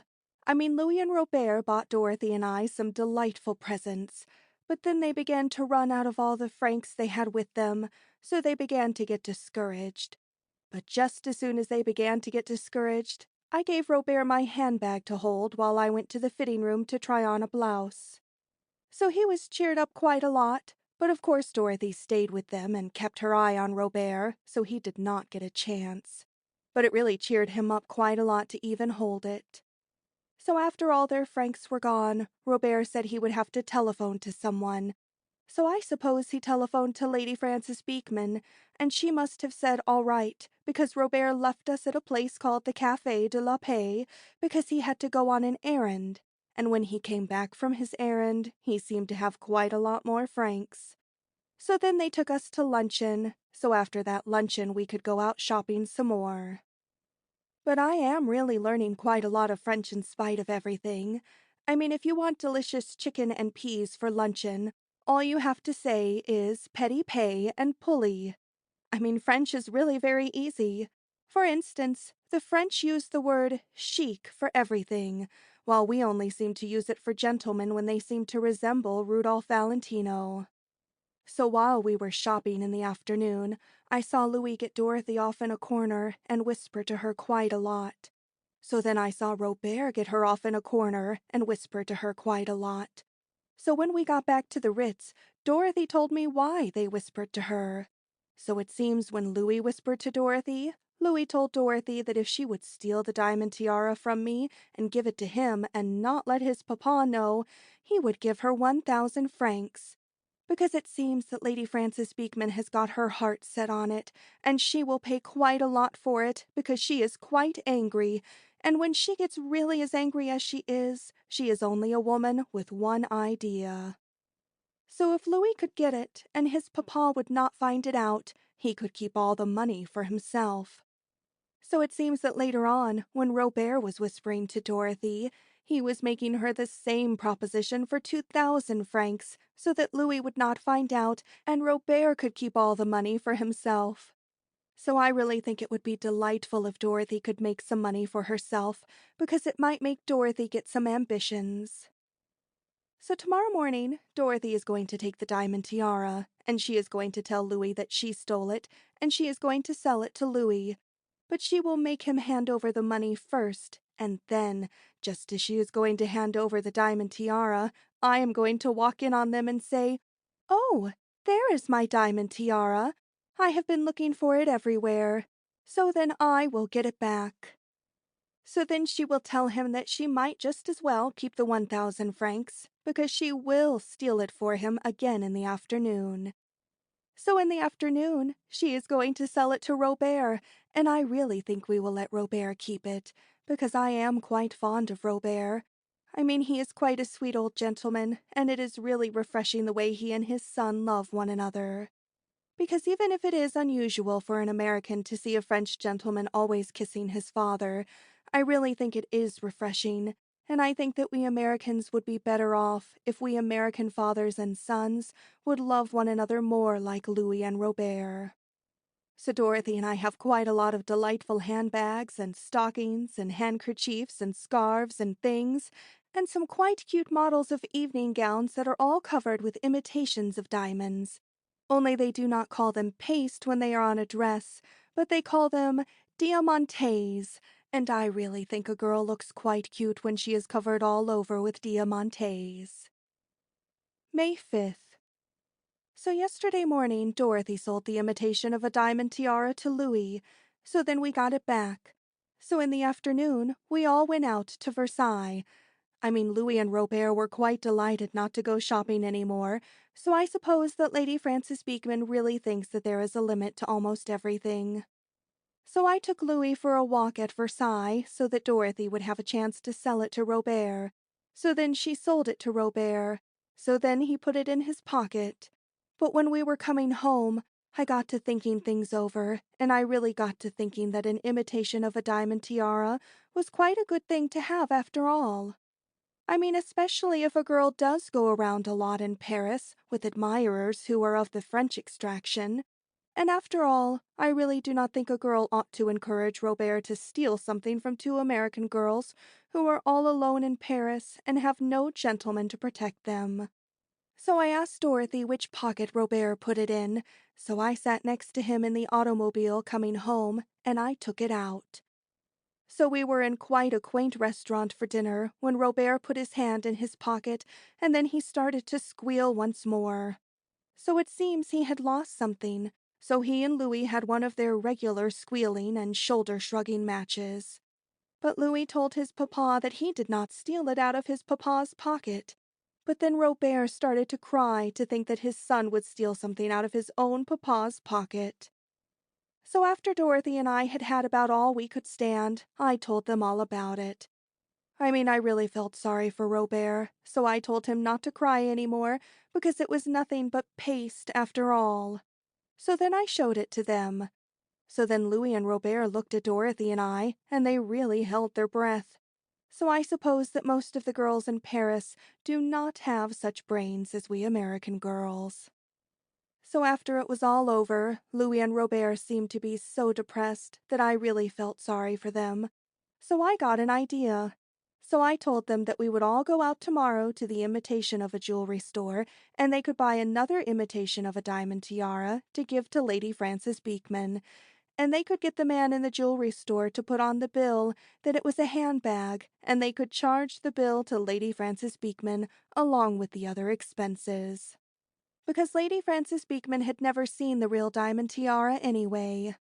So Dorothy spoke up, and Dorothy said that as far as Lady Frances Beekman would know about diamonds, you could nick off a piece of ice and give it to her, only it would melt. So then Robert looked at me, and he reached over and kissed me on the forehead in a way that was really full of reverence. So then we had quite a delightful evening. Because we all seemed to understand one another. Because after all, Dorothy and I could really have a platonic friendship with gentlemen like Louis and Robert. There seems to be something common between us, especially when we all get to thinking about Lady Frances Beekman. So they are going to charge Lady Frances Beekman quite a lot of money when they give her the imitation of a diamond tiara, and I told Robert, if she seems to complain, to ask her if she knew that Sir Francis Beekman sent me £10 worth of orchids every day while we were in London. So that would make her so angry that she would be glad to pay almost anything to get the diamond tiara. So when Lady Frances Beekman pays them all the money, Louis and Robert are going to give us a dinner in our honor at Syros.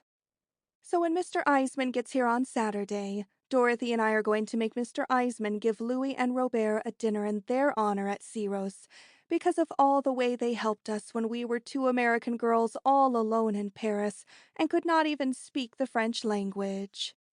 So Louis and Robert asked us to come to a party at their sister's house today, but Dorothy says we had better not go because it is raining, and we both have brand new umbrellas that are quite cute, and Dorothy says she would not think of leaving a brand new umbrella in a French ladies' hall, and it is no fun to hang on to an umbrella all the time you are at a party. So we had better be on the safe side and stay away.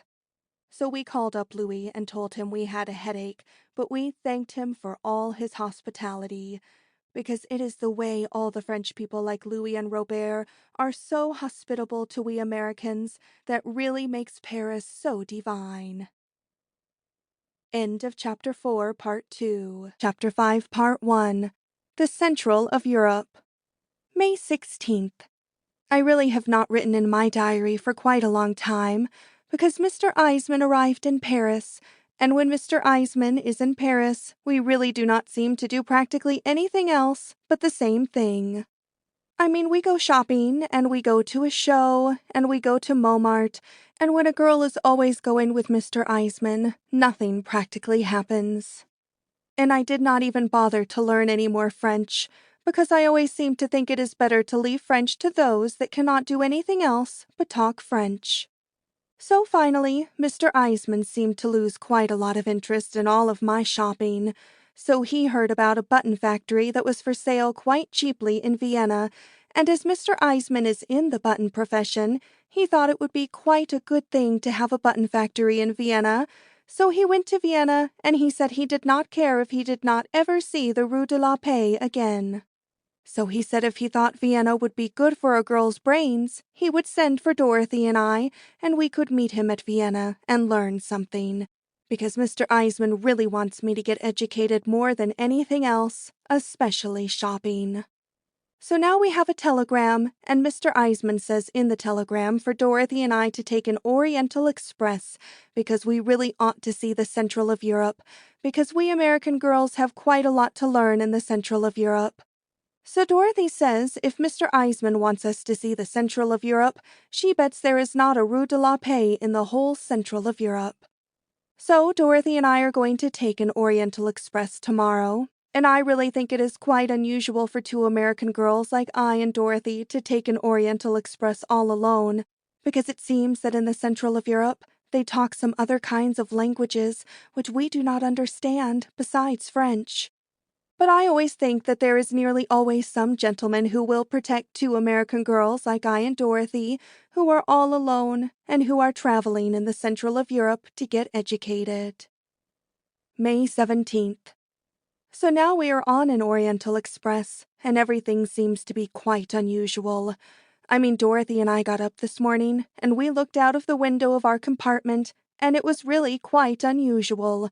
Because it was farms, and we saw quite a lot of girls who seemed to be putting small-size haystacks onto large-size haystacks while their husbands seemed to sit at a table under quite a shady tree and drink beer.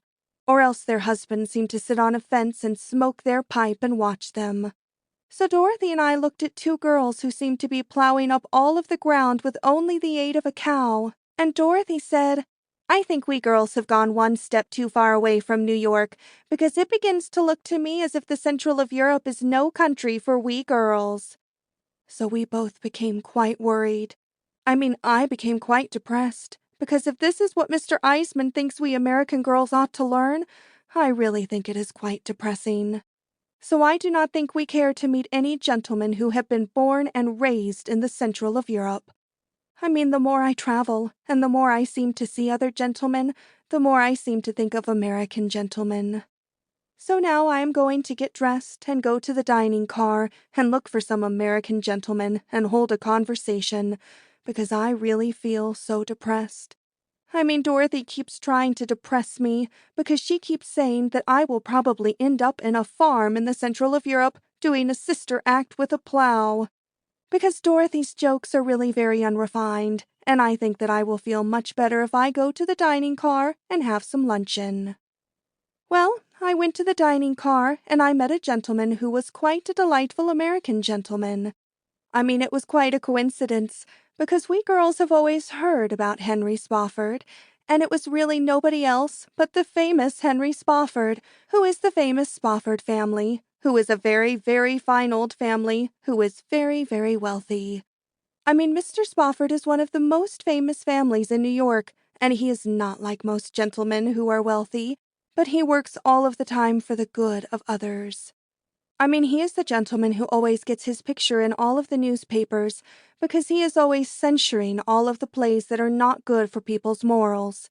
And all of we girls remember the time when he was in the Ritz for luncheon, and he met a gentleman friend of his, and the gentleman friend had Peggy Hopkins Joyce to luncheon, and he introduced Peggy Hopkins Joyce to Mr. Spofford, and Mr. Spofford turned on his heels and walked away.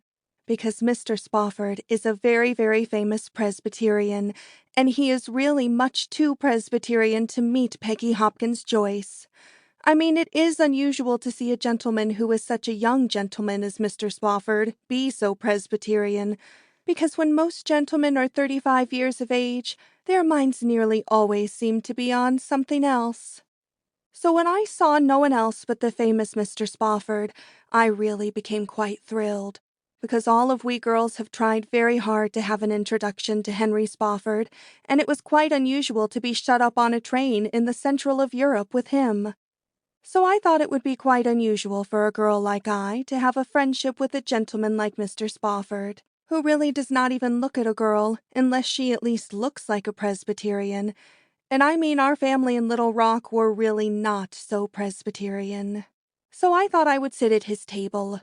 So then I had to ask him about all of the money, because all of the money they use in the central of Europe has not even got so much sense to it as the kind of francs they use in Paris, because it seems to be called kronens, and it seems to take quite a lot of them, because it takes 50,000 of them to even buy a small-size package of cigarettes. And Dorothy says if the cigarettes had tobacco in them, we couldn't lift enough kronens over a counter to pay for a package. So this morning, Dorothy and I asked the porter to bring us a bottle of champagne, and we really did not know what to give him for a tip. So Dorothy said for me to take one of the things called a 1,000,000 kronens, and she would take one of them called a 1,000,000 kronens, and I would give him mine first, and if he gave me quite a dirty look, she would give him hers. So after we paid for the bottle of champagne, I gave him my 1,000,000 kronens, and before we could do anything else, he started in to grabbing my hand and kissing my hand and getting down on his knees. So we finally had to push him right out of the compartment. So 1,000,000 kronens seemed to be enough. So I told Mr. Spofford how we did not know what to give the porter when he brought us our bottle of mineral water. So then I asked him to tell me all about all of the money, because I told him I always seemed to think that a penny earned was a penny saved. So it really was quite unusual, because Mr. Spofford said that that was his favorite motto. So then we got to talking quite a lot, and I told him that I was traveling to get educated, and I told him I had a girl with me who I was trying to reform, because I thought if she would put her mind more on getting educated, she would get more reformed. Because after all, Mr. Spofford will have to meet Dorothy sooner or later, and he might wonder what a refined girl like I was doing with a girl like Dorothy. So Mr. Spofford really became quite intrigued, because Mr. Spofford loves to reform people, and he loves to censure everything, and he really came over to Europe to look at all the things that Americans come over to Europe to look at, when they really should not look at them, but they should look at all of the museums instead. Because if that is all we Americans come to Europe to look at, we should stay home and look at America first. So Mr. Spofford spends all of his time looking at things that spoil people's morals. So Mr. Spofford really must have very, very strong morals, or else all the things that spoil other people's morals would spoil his morals. But they do not seem to spoil Mr. Spofford's morals, and I really think it is wonderful to have such strong morals. So I told Mr. Spofford that I thought that civilization is not what it ought to be, and we really ought to have something else to take its place. So Mr. Spofford said that he would come to call on Dorothy and I in our compartment this afternoon, and we would talk it all over, if his mother does not seem to need him in her compartment, because Mr. Spofford's mother always travels with Mr. Spofford, and he never does anything unless he tells his mother all about it and asks his mother if he ought to. So he told me that that is the reason he has never got married, because his mother does not think that all of the flappers we seem to have nowadays are what a young man ought to marry when a young man is full of so many morals as Mr. Spofford seems to be full of. So I told Mr. Spofford that I really felt just like his mother feels about all of the flappers, because I am an old-fashioned girl. So then I got to worrying about Dorothy quite a lot, because Dorothy is really not so old-fashioned, and she might say something in front of Mr. Spofford that might make Mr. Spofford wonder what such an old-fashioned girl as I was doing with such a girl as Dorothy. So I told him how I was having quite a hard time reforming Dorothy, and I would like to have him meet Dorothy, so he could tell me if he really thinks I am wasting quite a lot of time trying to reform a girl like Dorothy. So then he had to go to his mother. So I really hope that Dorothy will act more reformed than she usually acts in front of Mr. Spofford. Well, Mr. Spofford just left our compartment, so he really came to pay a call on us after all. So Mr. Spofford told us all about his mother, and I was really very, very intrigued, because if Mr. Spofford and I become friendly, he is the kind of gentleman that always wants a girl to meet his mother.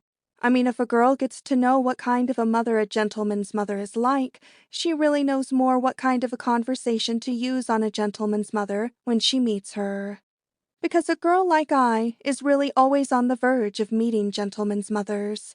But such an unrefined girl as Dorothy is really not the kind of girl that ever meets gentlemen's mothers. So Mr. Spofford says his mother has to have him take care of her quite a lot, because Mr. Spofford's mother's brains have never really been so strong. Because it seems his mother came from such a very fine old family that even when she was quite a small-sized child, she had to be sent to a school that was a special school for people of very fine old families who had to have things very easy on their brain.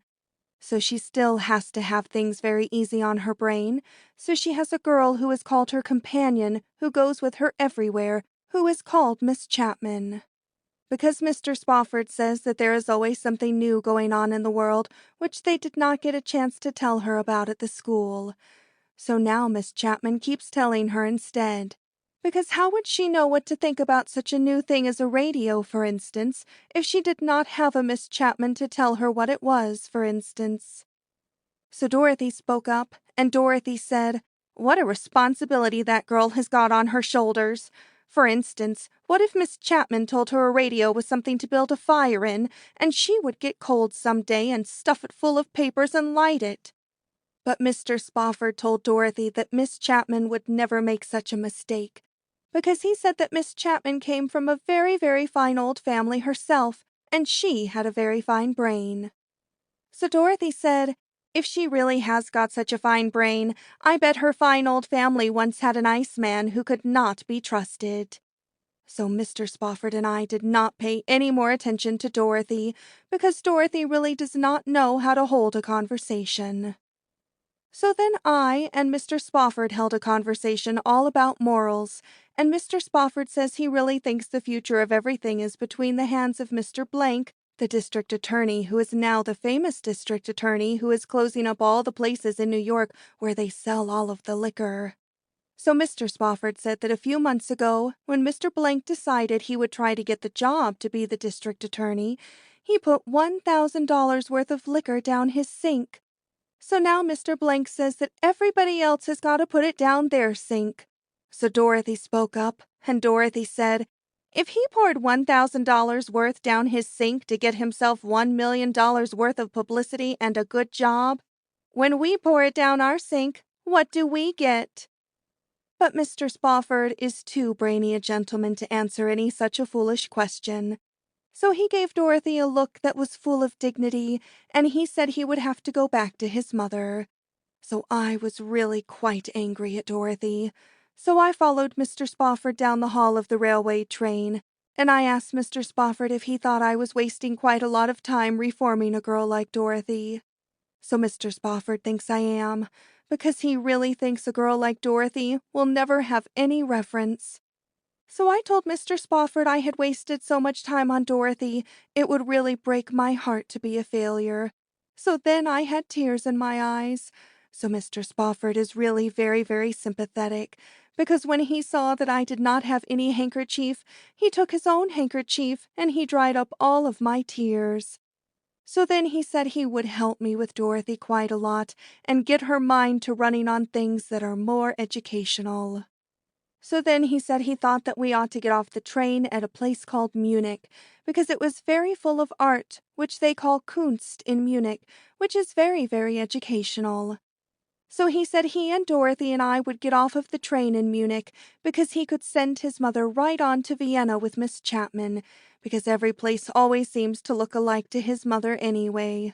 So we are all going to get off the train at Munich, and I can send Mr. Eisman a telegram when nobody is looking, because I really do not think I will tell Mr. Spofford about Mr. Eisman, because after all, their religions are different, and when two gentlemen have such different religions, they do not seem to have so much to get congenial about.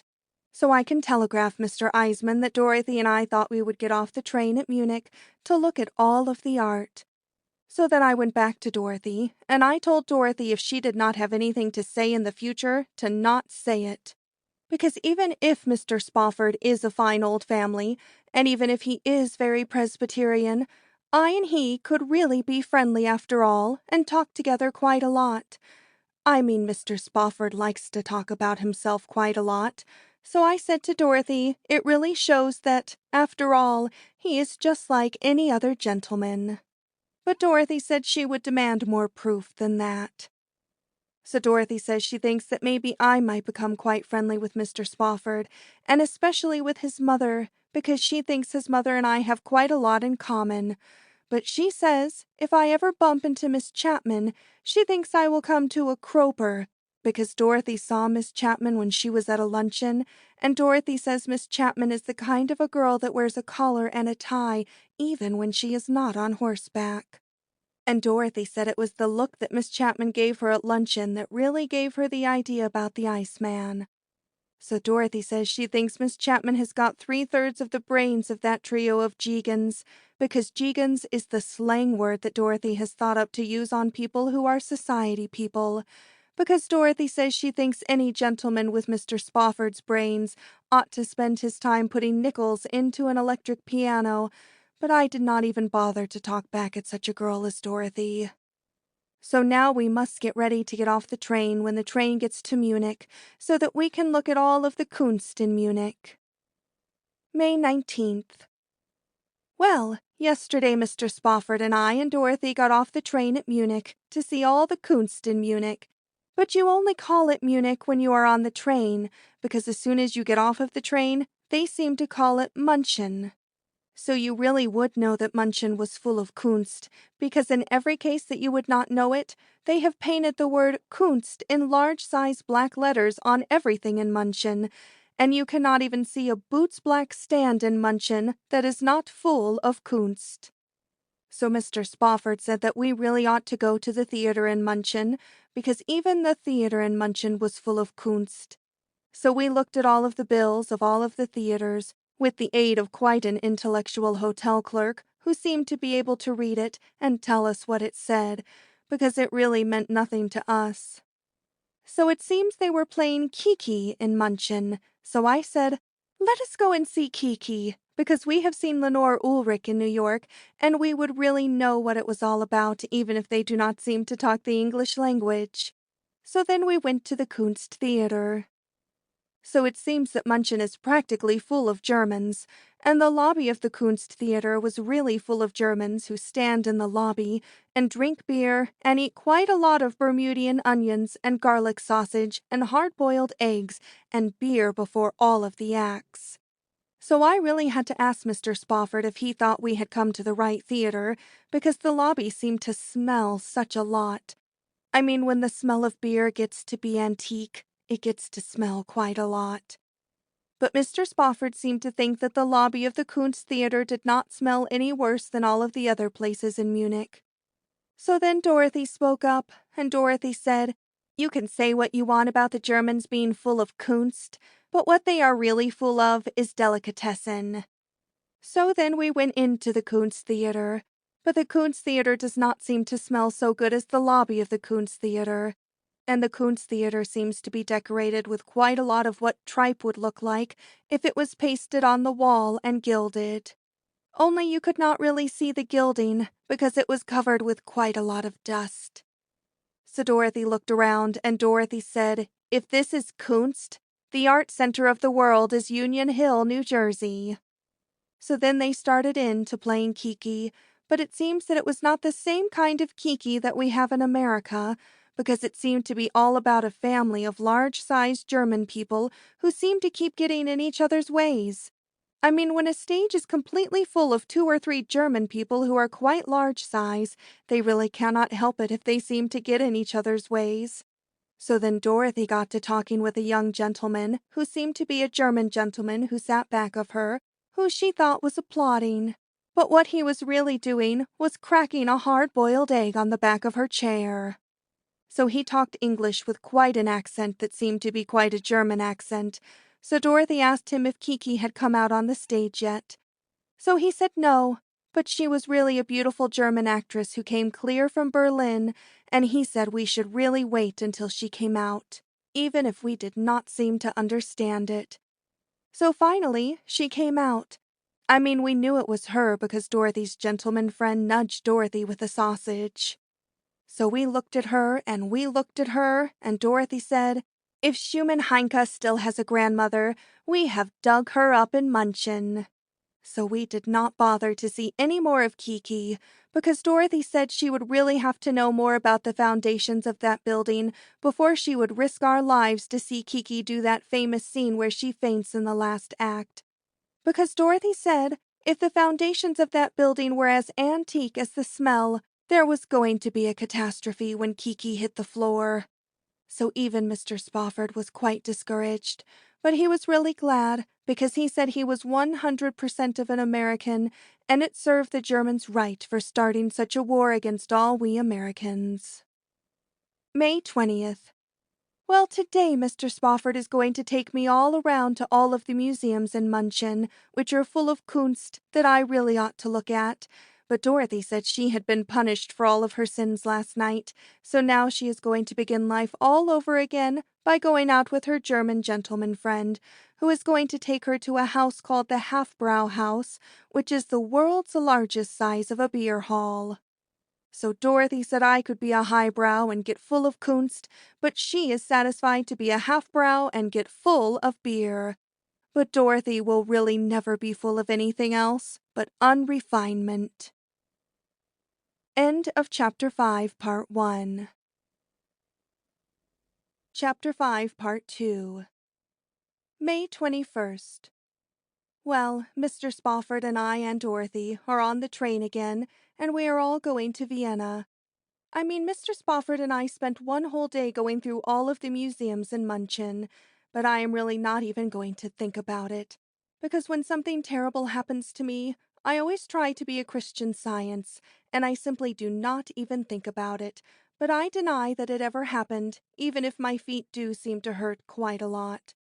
So even Dorothy had quite a hard day in Munchen, because her German gentleman friend, who is called Rudolph, came for her at 11 o'clock to take her to breakfast. But Dorothy told him that she had had her breakfast.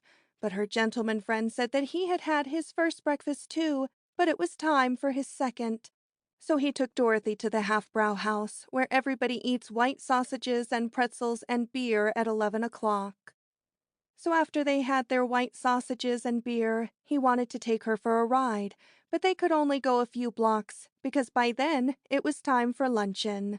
So they ate quite a lot of luncheon, and then he bought her a large-size box of chocolates that were full of liqueurs, and took her to the matinee. So after the first act, Rudolph got hungry, and they had to go and stand in the lobby and have some sandwiches and beer. But Dorothy did not enjoy the show very much, and so after the second act, Rudolph said they would leave because it was time for tea anyway. So after quite a heavy tea, Rudolph asked her to dinner, and Dorothy was too overcome to say no. So after dinner, they went to a beer garden for beer and pretzels. But finally Dorothy began to come to, and she asked him to take her back to the hotel. So Rudolph said he would, but they had better have a bite to eat first. So today, Dorothy really feels just as discouraged as I seem to feel, only Dorothy is not a Christian Science, and all she can do is suffer. But, in spite of all my Christian Science, I am really beginning to feel quite discouraged about Vienna. I mean, Mr. Eisman is in Vienna, and I do not see how I can spend quite a lot of time with Mr. Eisman, and quite a lot of time with Mr. Spofford, and keep them from meeting one another. Because Mr. Spofford might not seem to understand why Mr. Eisman seems to spend quite a lot of money to get me educated. and Dorothy keeps trying to depress me about Miss Chapman, because she says she thinks that when Miss Chapman sees I and Mr. Spofford together, she thinks that Miss Chapman will cable for the family's favorite lunacy expert. So I have got to be as full of Christian Science as I can, and always hope for the best. May 25th. So far everything has really worked out for the best, because Mr. Eisman is very, very busy all day with the button profession, and he tells me to run around with Dorothy all day. So I and Mr. Spofford run around all day. So then I tell Mr. Spofford that I really do not care to go all of the places that you go to at night, but I will go to bed and get ready for tomorrow instead. So then Dorothy and I go to dinner with Mr. Eisman, and then we go to a show, and we stay up quite late at a cabaret called the Chapeau Rouge, and I am able to keep it all up with the aid of champagne. So if we keep our eye out for Mr. Spofford, and do not all bump into one another when he is out looking at things that we Americans really should not look at, it will all work out for the best. I have even stopped Mr. Spofford looking at museums, because I tell him that I like nature better.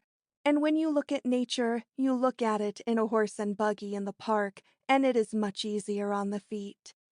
So now he is beginning to talk about how he would like me to meet his mother. So everything really seems for the best after all. But I have quite a hard time with Mr. Eisman at night. At night, Mr. Eisman is in quite a state, because every time he makes an engagement about the button factory, it is time for all the gentlemen in Vienna to go to the coffee house and sit. Or else every time he makes an engagement about the button factory, some Viennese gentleman gets the idea to have a picnic, and they all put on short pants and bare knees, and they all put a feather in their hat, and they all walk to the Tyrol. So it really discourages Mr. Eisman quite a lot. But if anyone ought to get discouraged, I think that I ought to get discouraged, because after all, when a girl has had no sleep for a week, a girl cannot help it if she seems to get discouraged. May 27th. Well, finally I broke down, and Mr. Spofford said that he thought a little girl like I, who was trying to reform the whole world, was trying to do too much, especially beginning on a girl like Dorothy. So he said there was a famous doctor in Vienna called Dr. Freud, who could stop all of my worrying, because he does not give a girl medicine, but he talks you out of it by psychoanalysis. So yesterday he took me to Dr. Freud. So Dr. Freud and I had quite a long talk in the English language. So it seems that everybody seems to have a thing called inhibitions, which is when you want to do a thing and you do not do it. So then you dream about it instead. So Dr. Freud asked me what I seem to dream about. So I told him that I never really dream about anything. I use my brain so much in the daytime that at night they do not seem to do anything else but rest. So Dr. Freud was very, very surprised at a girl who did not dream about anything. So then he asked me about all my life. He is very, very sympathetic, and he seems to know how to draw a girl out quite a lot. I told him things that I really would not even put in my diary. So then he seemed very, very intrigued at a girl who always seemed to do everything she wanted to do. So he asked me if I really never wanted to do a thing that I did not do. For instance, did I ever want to do a thing that was really violent, for instance? Did I ever want to shoot someone, for instance? So then I said I had, but the bullet only went in Mr. Jennings' lung and came right out again. So then Dr. Freud looked at me, and he said he did not really think it was possible. So then he called in his assistants, and he pointed at me and talked to his assistants quite a lot in the Viennese language. So then his assistants looked at me, and it really seemed as if I was quite a famous case. So then Dr. Freud said that all I needed was to cultivate a few inhibitions and get some sleep. May 29th. Things are really getting to be quite a strain, because yesterday Mr. Spofford and Mr. Eisman were both in the lobby of the Bristol Hotel, and I had to pretend not to see both of them. It is quite an easy thing to pretend not to see one gentleman, but it is a quite hard thing to pretend not to see two gentlemen. So something has really got to happen soon, or I will have to admit that things seem to be happening that are not for the best. So this afternoon, Dorothy and I had an engagement to meet Count Salm for tea at 4 o'clock. Only you do not call it tea at Vienna, but you seem to call it Yowzer, and you do not drink tea at Vienna, but you drink coffee instead. I mean, it is quite unusual to see all of the gentlemen at Vienna stop work to go to Yowzer about 1 hour after they have all finished their luncheon. But time really does not seem to mean so much to Viennese gentlemen, except time to get to the coffee house, which they all seem to know by instincts. Or else they really do not seem to mind if they make a mistake and get there too early. Because Mr. Eisman says that when it is time to attend to the button profession, they really seem to lose all of their interest until Mr. Eisman is getting so nervous he could scream.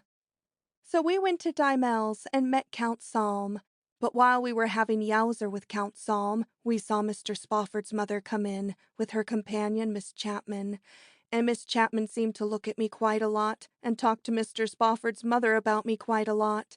So I became quite nervous, because I really wished that we were not with Count Salm. I mean, it has been quite a hard thing to make Mr. Spofford think I am trying to reform Dorothy. But if I had to try to make him think that I was trying to reform Count Salm, he might begin to think that there is a limit to almost everything. So Mr. Spofford's mother seems to be deaf, because she seems to use an ear trumpet, and I really could not help overhearing quite a lot of words that Miss Chapman was using on me, even if it is not such good etiquette to overhear people. So Miss Chapman seemed to be telling Mr. Spofford's mother that I was a creature, and she seemed to be telling her that I was the real reason why her son seemed to be so full of nothing but neglect lately.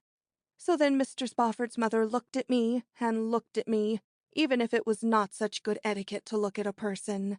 And Miss Chapman kept right on talking to Mr. Spofford's mother, and I heard her mention Willie Gwynn, and I think that Miss Chapman has been making some inquiries about me, and I really think that she has heard about the time when all of the family of Willie Gwynn had quite a long talk with me and persuaded me not to marry Willie Gwynn for $10,000. So I really wish Mr. Spofford would introduce me to his mother before she gets to be full of quite a lot of prejudice, because one thing seems to be piling up on top of another thing until I am almost on the verge of getting nervous, and I have not had any time yet to do what Dr. Freud said a girl ought to do. So tonight I am going to tell Mr. Eisman that I have got to go to bed early, so then I can take quite a long ride with Mr. Spofford and look at nature, and he may say something definite, because nothing makes gentlemen get so definite as looking at nature when it is moonlight. May 30th. Well, last night Mr. Spofford and I took quite a long ride in the park, but they do not call it a park in the Viennese language, but they call it a prater. So a prater is really divine, because it is just like Coney Island, but at the same time it is in the woods, and it is practically full of trees, and it has quite a long road for people to take rides on in a horse and buggy. So I found out that Miss Chapman had been talking against me quite a lot. So it seems that she has been making inquiries about me, and I was really surprised to hear all of the things that Miss Chapman seemed to find out about me, except that she did not find out about Mr. Eisman educating me. So then I had to tell Mr. Spofford that I was not always so reformed as I am now, because the world was full of gentlemen who were nothing but wolves in sheep clothes, that did nothing but take advantage of all we girls. So I really cried a lot. So then I told him how I was just a little girl from Little Rock when I first left Little Rock, and by that time even Mr. Spofford had tears in his eyes. So I told him how I came from a very, very good family, because Papa was very intellectual, and he was a very, very prominent elk, and everybody always said that he was a very intellectual elk. So I told Mr. Spofford that when I left Little Rock, I thought all of the gentlemen did not want to do anything but protect we girls, and by the time I found out that they did not want to protect us so much, it was too late. So then he cried quite a lot. So then I told him how I finally got reformed by reading all about him in the newspapers, and when I saw him in the Oriental Express, it really seemed to be nothing but the result of fate. So I told Mr. Spofford that I thought a girl was really more reformed if she knew what it was to be unreformed than if she was born reformed and never really knew that was the matter with her. So then Mr. Spofford reached over and he kissed me on the forehead in a way that was full of reverence, and he said I seemed to remind him quite a lot of a girl who got quite a write-up in the Bible who was called Magdalene. So then he said that he used to be a member of the choir himself, so who was he to cast the first rock at a girl like I? So we rode around in the Prater until it was quite late, and it really was divine, because it was moonlight, and we talked quite a lot about morals, and all the bands in the Prater were all playing in the distance Mama Love Papa, because Mama Love Papa has just reached Vienna, and they all seem to be crazy about Mama Love Papa, even if it is not so new in America. So then he took me home to the hotel. So everything always works out for the best, because this morning Mr. Spofford called up and told me he wanted me to meet his mother. So I told him I would like to have luncheon alone with his mother, because we could have quite a little tete-a-tete if there was only two of us. So I told him to bring his mother to our room for luncheon, because I thought that Miss Chapman could not walk into our room and spoil everything. So he brought his mother down to our sitting room, and I put on quite a simple little organdy gown that I had ripped all of the trimming off of, and I had a pair of black lace mitts that Dorothy used to wear in the Follies, and I had a pair of shoes that did not have any heels on them. So when he introduced us to each other, I dropped her a curtsy, because I always think it is quite quaint when a girl drops quite a lot of curtsies. So then he left us alone, and we had quite a little talk, and I told her that I did not seem to like all of the flappers that we seem to have nowadays, because I was brought up to be more old-fashioned. So then Mr. Spofford's mother told me that Miss Chapman said that she had heard that I was not so old-fashioned, but I told her that I was so old-fashioned that I was always full of respect for all of my elders, and I would not dare to tell them everything they ought to do, like Miss Chapman seems to tell her everything she ought to do, for instance. So then I ordered luncheon, and I thought some champagne would make her feel quite good for luncheon, so I asked her if she liked champagne. So she really likes champagne very, very much, but Miss Chapman thinks it is not so nice for a person to drink liquor. But I told her that I was a Christian Science, and all of we Christian Science seem to believe that there cannot really be any harm in anything, so how can there be any harm in a small-size bottle of champagne?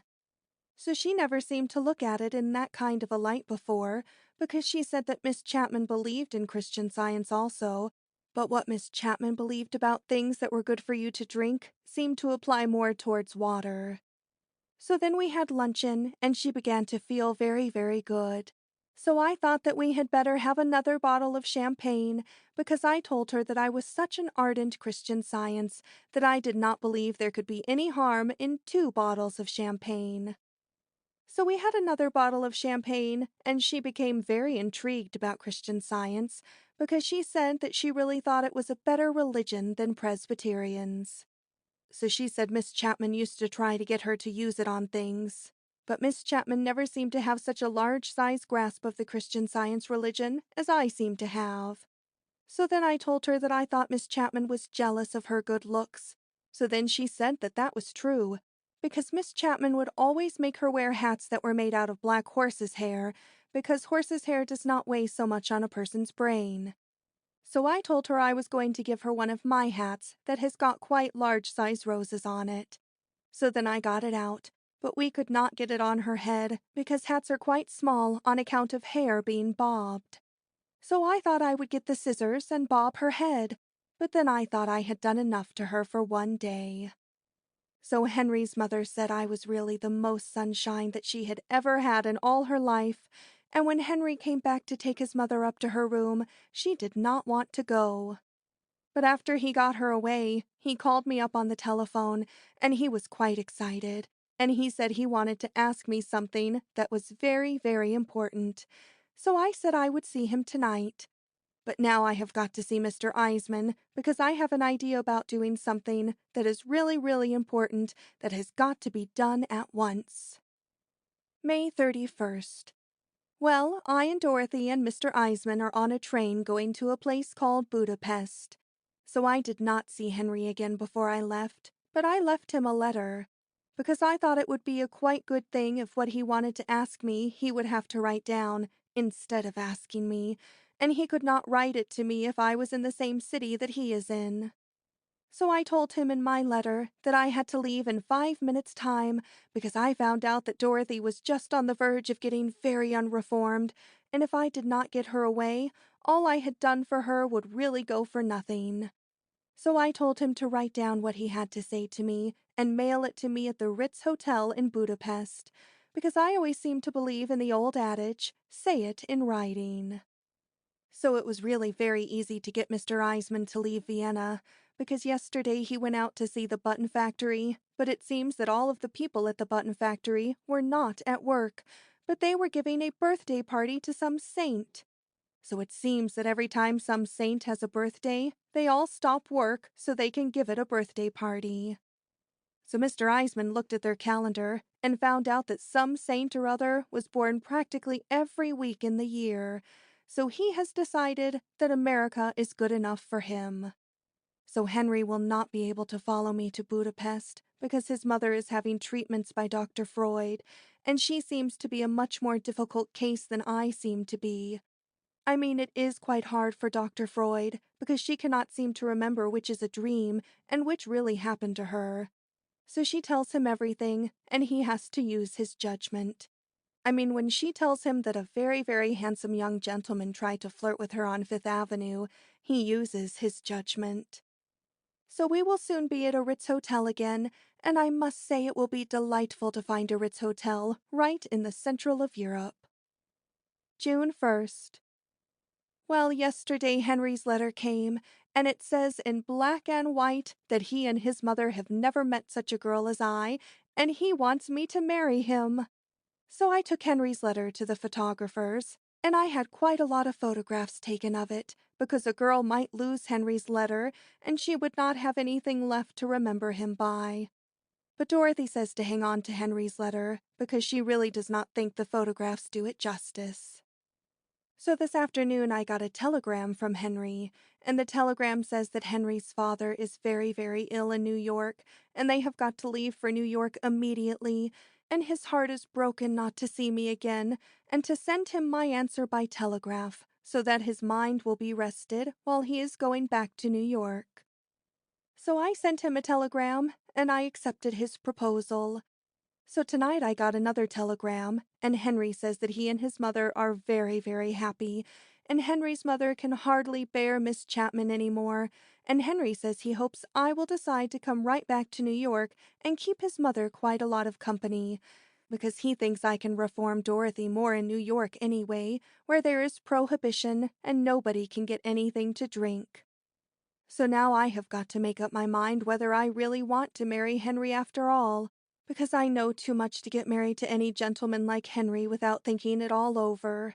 Because Henry is the kind of a gentleman who gets on a girl's nerves quite a lot, and when a gentleman has nothing else to do but get on a girl's nerves, there really seems to be a limit to almost everything. Because when a gentleman has a business, he has an office, and he has to be there.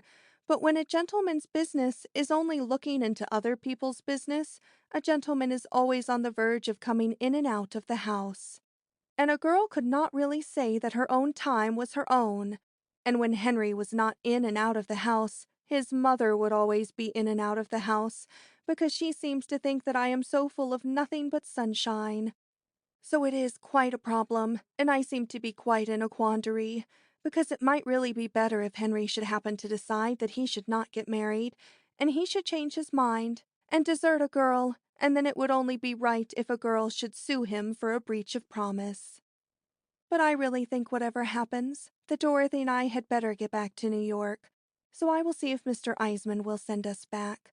I mean, I really do not think that Mr. Eisman will mind us going back, because if he does, I will start shopping again, and that always seems to bring him to terms.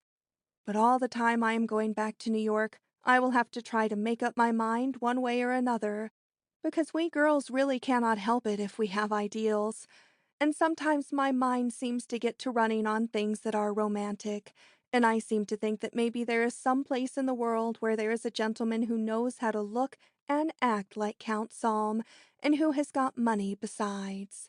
And when a girl's mind gets to thinking about such a romantic thing, a girl's mind really does not seem to know whether to marry Henry or not.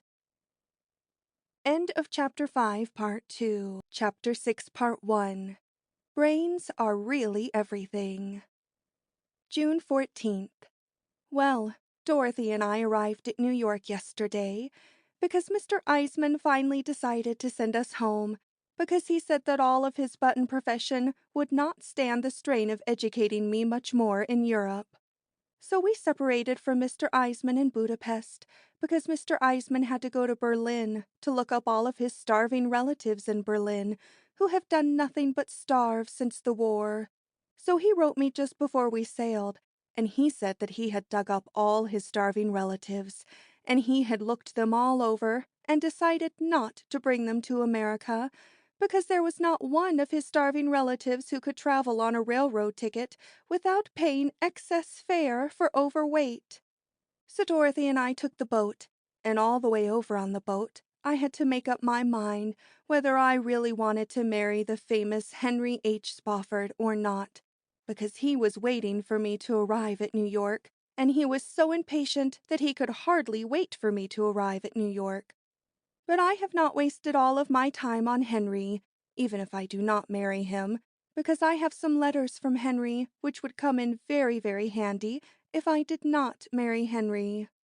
So Dorothy seems to agree with me quite a lot, because Dorothy says the only thing she could stand being to Henry would be to be his widow at the age of 18.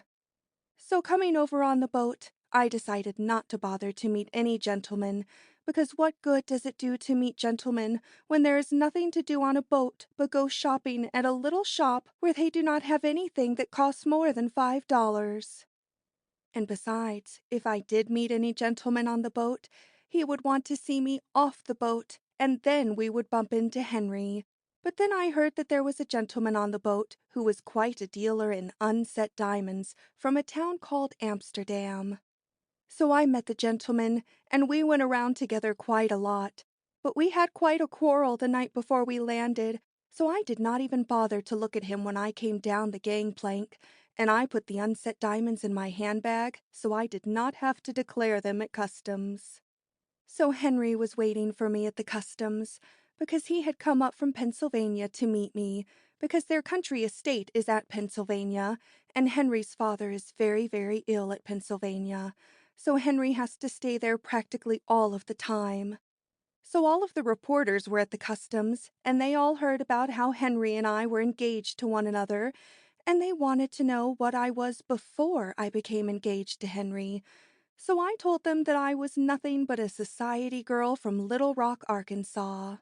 So then I became quite angry with Dorothy, because one of the reporters asked Dorothy when I made my debut in society at Little Rock, and Dorothy said I made my debut at the Elks Annual Street Fair and Carnival at the age of 15. I mean, Dorothy never overlooks any chance to be unrefined, even when she is talking to literary gentlemen like reporters. So Henry brought me to the apartment in his Rolls Royce, and while we were coming to the apartment, he said he wanted to give me my engagement ring, and I really became all thrills. So he said that he had gone to Cartier's, and he had looked over all the engagement rings in Cartier's, and after he had looked them all over, he had decided that they were not half good enough for me.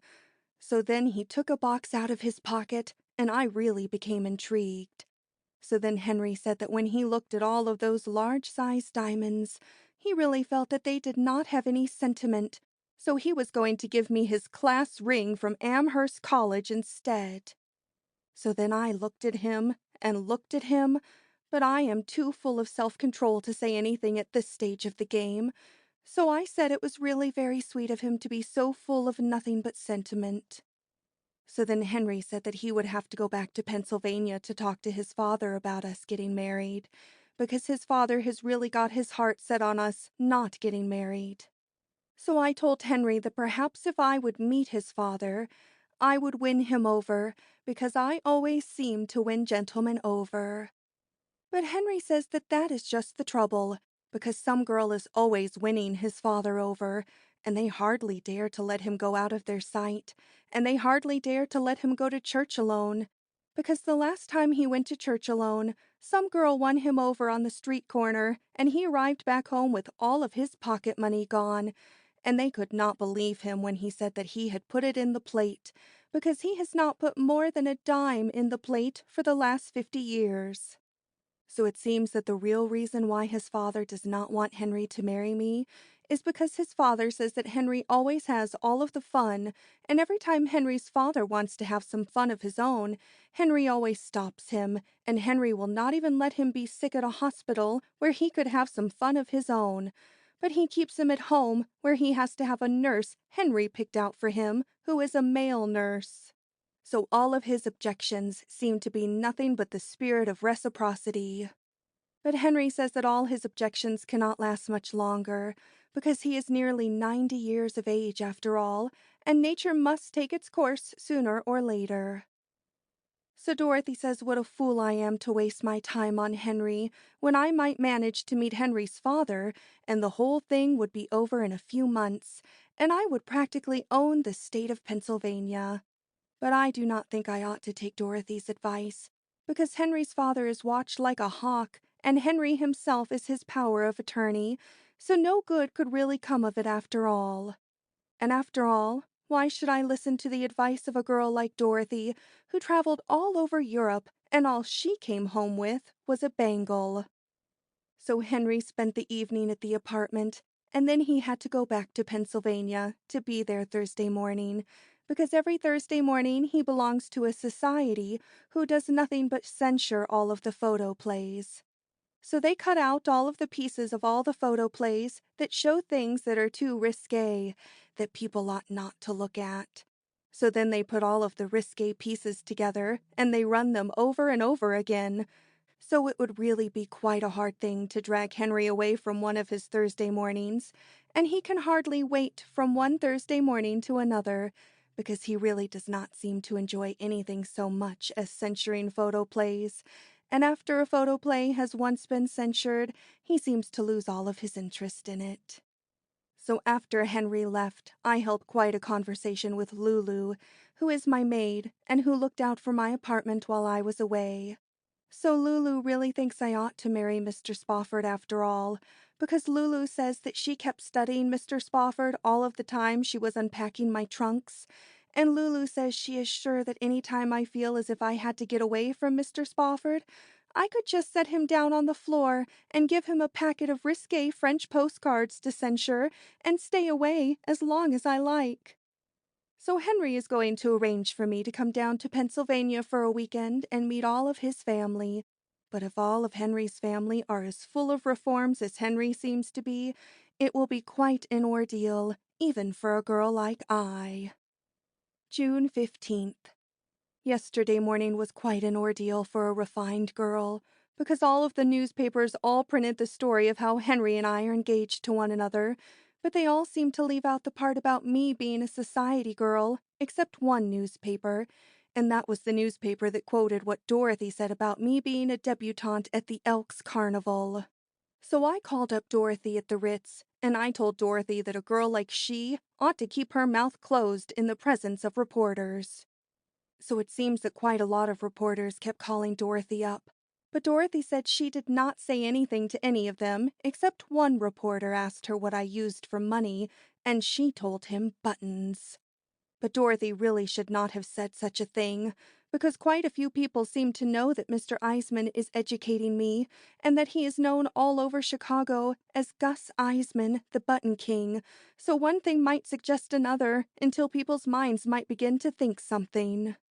But Dorothy said that she did not say anything more about me being a debutante at Little Rock, because after all, Dorothy knows that I really did not make any debut in Little Rock, because just when it was time to make my debut, my gentleman friend, Mr. Jennings, became shot, and after the trial was over and all of the jury had let me off, I was really much too fatigued to make any debut.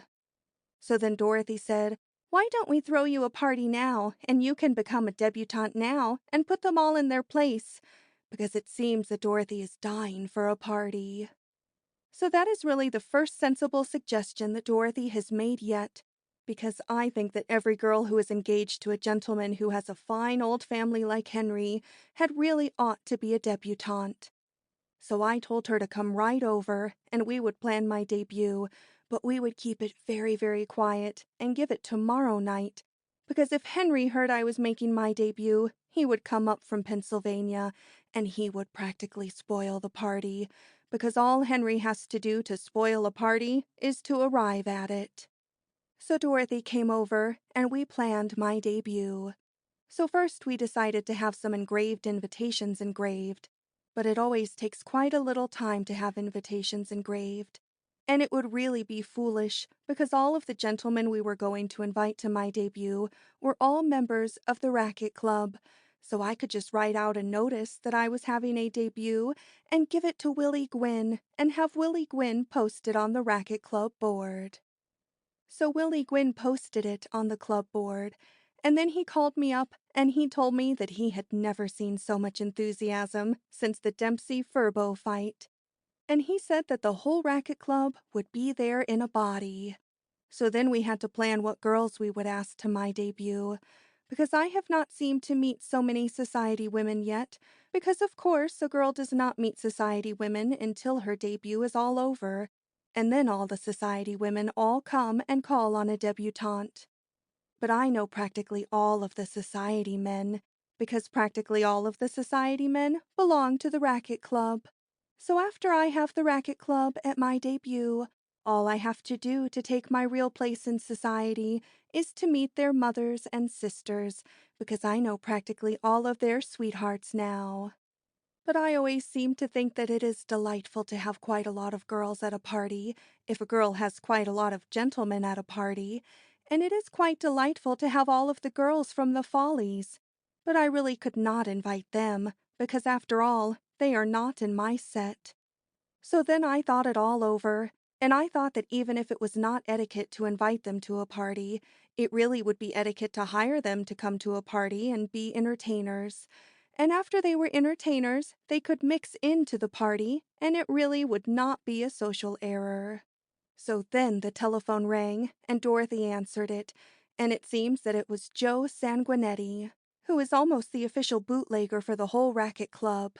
And Joe said he had heard about my debut, and if he could come to my debut and bring his club, which is the Silver Spray Social Club of Brooklyn, he would supply all of the liquor, and he would guarantee to practically run the rum fleet up to the front door.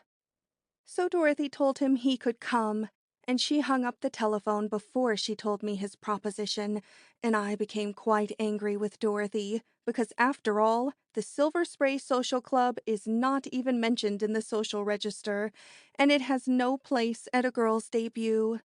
But Dorothy said by the time the party got into swing, anyone would have to be a genius if he could tell whether he belonged to the Racket Club, the Silver Spray Social Club, or the Knights of Pythias. But I really was almost sorry that I asked Dorothy to help plan my debut, except that Dorothy is very good to have at a party if the police come in, because Dorothy always knows how to manage the police, and I never knew a policeman yet who did not finish up by being madly in love with Dorothy. So then Dorothy called up all of the reporters on all of the newspapers and invited them all to my debut so they could see it with their own eyes. So Dorothy says that she is going to see to it that my debut lands on the front page of all the newspapers if we have to commit a murder to do it. June 19th. Well, it has been 3 days since my debut party started, but I finally got tired and left the party last night and went to bed because I always seem to lose all of my interest in a party after a few days. But Dorothy never loses her interest in a party, and when I woke up this morning, Dorothy was just saying goodbye to some of the guests. I mean, Dorothy seems to have quite a lot of vitality, because the last guests of the party were guests we picked up when the party went to take a swim at Long Beach the day before yesterday, and they were practically fresh. But Dorothy had gone clear through the party from beginning to end without even stopping to take a Turkish bath, as most of the gentlemen had to do. So my debut has really been very novel, because quite a lot of the guests who finished up at my debut were not the same guests that started out at it, and it is really quite novel for a girl to have so many different kinds of gentlemen at her debut. So it has really been a very great success, because all of the newspapers have quite a lot of write-ups about my debut, and I really feel quite proud when I saw the front page of the Daily Views, and it said in large-size headlines, "Lorelei's debut, a wow." And Zits Weekly came right out and said that if this party marks my entrance into society, they only hope that they can live to see what I will spring once I have overcome my debutante reserve and taken my place in the world. So I really had to apologize to Dorothy about asking Joe Sanguinetti to my debut, because it was wonderful the way he got all of the liquor to the party, and he more than kept his word. I mean, he had his bootleggers run up from the wharf in taxis right to the apartment, and the only trouble he had was once the bootleggers delivered the liquor, he could not get them to leave the party. So finally, there was quite a little quarrel because Willie Gwynn claimed that Joe's bootleggers were snubbing the members of his club because they would not let the boys from the racket club sing in their quartet. But Joe's bootleggers said that the racket club boys wanted to sing songs that were unrefined, while they wanted to sing songs about mother. So then everybody started to take sides, but the girls from the Follies were all with Joe's bootleggers from the start, because practically all we girls were listening to them with tears streaming from our eyes. So that made the racket club jealous, and one thing led to another, until somebody rang for an ambulance, and then the police came in. So Dorothy, as usual, won over all of the police. So it seems that the police all have orders from Judge Schultzmeyer, who is the famous judge who tries all of the prohibition cases, that any time they break into a party that looks like it was going to be a good party, to call him up no matter what time of the day or night it is, because Judge Schultzmeyer dearly loves a party. So the police called up Judge Schultzmeyer, and he was down in less than no time. So during the party, both Joe Sanguinetti and Judge Schultzmeyer fell madly in love with Dorothy. So Joe and the judge had quite a little quarrel, and the judge told Joe that if his stuff was fit to drink, he would set the law after him and confiscate it. But his stuff was not worth the while of any gentleman to confiscate who had any respect for his stomach, and he would not lower himself to confiscate it. So about 9 o'clock in the morning, Judge Schultzmeyer had to leave the party and go to court to try all of the criminals who break all of the laws. So he had to leave Dorothy and Joe together, and he was very, very angry. And I really felt quite sorry for any person who went up before Judge Schultzmeyer that morning, because he gave everybody 90 days and was back at the party by 12 o'clock. So then he stuck to the party until we were all going down to Long Beach to take a swim day before yesterday, when he seemed to become unconscious, so we dropped him off at a sanatorium in Garden City. So my debut party was really the greatest success of the social season, because the second night of my debut party was the night when Willie Gwynn's sister was having a dance at the Gwynn Estate on Long Island, and Willie Gwynn said that all of the eligible gentlemen in New York were conspicuous by their absence at his sister's party, because they were all at my party. So it seems as if I am really going to be quite a famous hostess, if I can just bring my mind to the point of being Mrs. Henry Spofford, Jr. Well, Henry called up this morning, and Henry said he had finally got his father's mind so that he thought it was safe for me to meet him, and he was coming up to get me this afternoon so that I can meet his family and see his famous old historical home at Pennsylvania.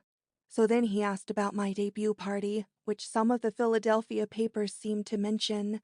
But I told him that my debut was really not so much planned as it was spontaneous, and I did not have the heart to call him up at a moment's notice and take him away from his father at such a time for reasons which were nothing but social. So now I am getting ready to visit Henry's family, and I feel as if my whole future depends on it, because if I cannot stand Henry's family any more than I can stand Henry, the whole thing will probably come to an end in the law court. June 21st. Well, I am now spending the weekend with Henry's family at his old family manor outside of Pennsylvania, and I am beginning to think after all that there is something else in the world besides family, and I am beginning to think that family life is only fit for those who can stand it.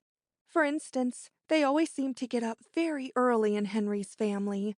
I mean, it really is not so bad to get up early when there is something to get up early about.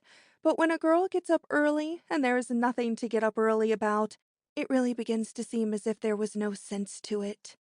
So yesterday we all got up early, and that was when I met all of Henry's family, because Henry and I motored down to Pennsylvania, and everybody was in bed when we arrived, because it was after 9 o'clock.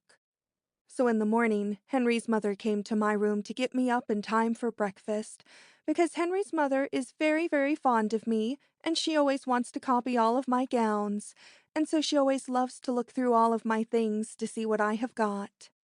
So she found a box of liqueur candies that are full of liqueurs, and she was really very delighted. So I finally got dressed, and she threw the empty box away, and I helped her downstairs to the dining room. So Henry was waiting in the dining room with his sister, and that was when I met his sister. So it seems that Henry's sister has never been the same since the war, because she never had a man's collar and a necktie until she drove an ambulance in the war, and now they cannot get her to take them off. Because ever since the armistice, Henry's sister seems to have the idea that regular women's clothes are effeminate. So Henry's sister seems to think of nothing but either horses or automobiles, and when she is not in a garage, the only other place she is happy is in a stable.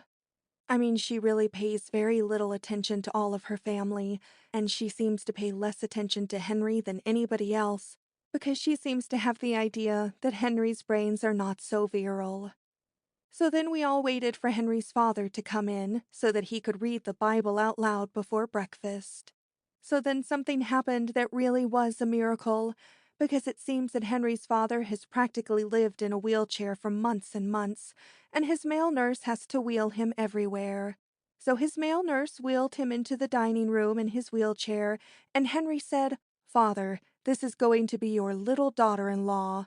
And Henry's father took one good look at me and got right out of his wheelchair and walked.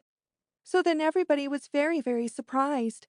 But Henry was not so surprised, because Henry knows his father like a book. So then they all tried to calm his father down, and his father tried to read out of the Bible, but he could hardly keep his mind on the Bible, and he could hardly eat a bite, because when a gentleman is as feeble as Henry's father is, he cannot keep one eye on a girl and the other on his cereal and cream without coming to grief. So Henry finally became quite discouraged, and he told his father he would have to get back to his room or he would have a relapse. So then the male nurse wheeled him back to his room, and it really was pathetic because he cried like a baby. So I got to thinking over what Dorothy advised me about Henry's father, and I really got to thinking that if Henry's father could only get away from everybody and have some time of his own, Dorothy's advice might not be so bad after all. So after breakfast, we all got ready to go to church. But Henry's sister does not go to church, because Henry's sister always likes to spend every Sunday in the garage, taking their Ford farm truck apart and putting it back together again. And Henry says that what the war did to a girl like his sister is really worse than the war itself. So then Henry and his mother and I all went to church. So when we came home from church, we had luncheon, and it seems that luncheon is practically the same as breakfast, except that Henry's father could not come down to luncheon, because after he met me, he contracted such a violent fever that they had to send for the doctor. So in the afternoon, Henry went to prayer meeting, and I was left alone with Henry's mother so that we could rest up, so that we could go to church again after supper. So Henry's mother thinks I am nothing but sunshine, and she will hardly let me get out of her sight, because she hates to be by herself, because when she is by herself, her brains hardly seem to work at all. So she loves to try on all of my hats, and she loves to tell me how all the boys in the choir can hardly keep their eyes off her. So of course a girl has to agree with her, and it is quite difficult to agree with a person when you have to do it through an ear trumpet, because sooner or later your voice has to give out. So then supper turned out to be practically the same thing as luncheon, only by supper time all of the novelty seemed to wear off. So then I told Henry that I had too much of a headache to go to church again. So Henry and his mother went to church, and I went to my room, and I sat down and thought, and I decided that life was really too short to spend it on being proud of your family, even if they did have a great deal of money. So the best thing for me to do is think up some scheme to make Henry decide not to marry me and take what I can get out of it and be satisfied. End of Chapter 6, Part 1. Chapter 6, Part 2. June 22nd. Well, yesterday I made Henry put me on the train at Philadelphia, and I made him stay at Philadelphia so he could be near his father if his father seemed to take any more relapses. So I sat in my drawing room on the train, and I decided that the time had come to get rid of Henry at any cost. So I decided that the thing that discourages gentlemen more than anything else is shopping. Because even Mr. Eisman, who is practically born for we girls to shop on, and who knows just what to expect, often gets quite discouraged over all of my shopping. So I decided I would get to New York, and I would go to Cartier's and run up quite a large bill on Henry's credit. Because after all, our engagement has been announced in all of the newspapers, and Henry's credit is really my credit. So while I was thinking it all over, there was a knock on the drawing-room door. So I told him to come in, and it was a gentleman who said he had seen me quite a lot in New York, and he had always wanted to have an introduction to me, because we had quite a lot of friends who were common. So then he gave me his card, and his name was on his card, and it was Mr. Gilbertson Montrose, and his profession is a scenario writer. So then I asked him to sit down, and we held a literary conversation. So I really feel as if yesterday was a turning point in my life, because at last I have met a gentleman who is not only an artist, but who has got brains besides. I mean, he is the kind of a gentleman that a girl could sit at his feet and listen to for days and days, and nearly always learn something or other. Because after all, there is nothing that gives a girl more of a thrill than brains in a gentleman, especially after a girl has been spending the weekend with Henry. So Mr. Montrose talked and talked all of the way to New York, and I sat there and did nothing else but listen. So according to Mr. Montrose's opinion, Shakespeare is a very great playwright, and he thinks that Hamlet is quite a famous tragedy. And as far as novels are concerned, he believes that everybody had ought to read Dickens. And when we got on the subject of poetry, he recited The Shooting of Dan McGrew until you could almost hear the gun go off. And then I asked Mr. Montrose to tell me all about himself. So it seems that Mr. Montrose was on his way home from Washington, D.C., where he went to see the Bulgarian ambassador to see if he could get Bulgaria to finance a scenario he has written, which is a great historical subject, which is founded on the sex life of Dolly Madison. So it seems that Mr. Montrose has met quite a lot of Bulgarians in a Bulgarian restaurant on Lexington Avenue, and that was what gave him the idea to get the money from Bulgaria. Because Mr. Montrose said that he could fill his scenario full of Bulgarian propaganda, and he told the Bulgarian ambassador that every time he realized how ignorant all of the American film fans were on the subject of Bulgaria, it made him flinch. So I told Mr. Montrose that it made me feel very, very small to talk to a gentleman like he, who knew so much about Bulgaria, because practically all I knew about Bulgaria was Zulak.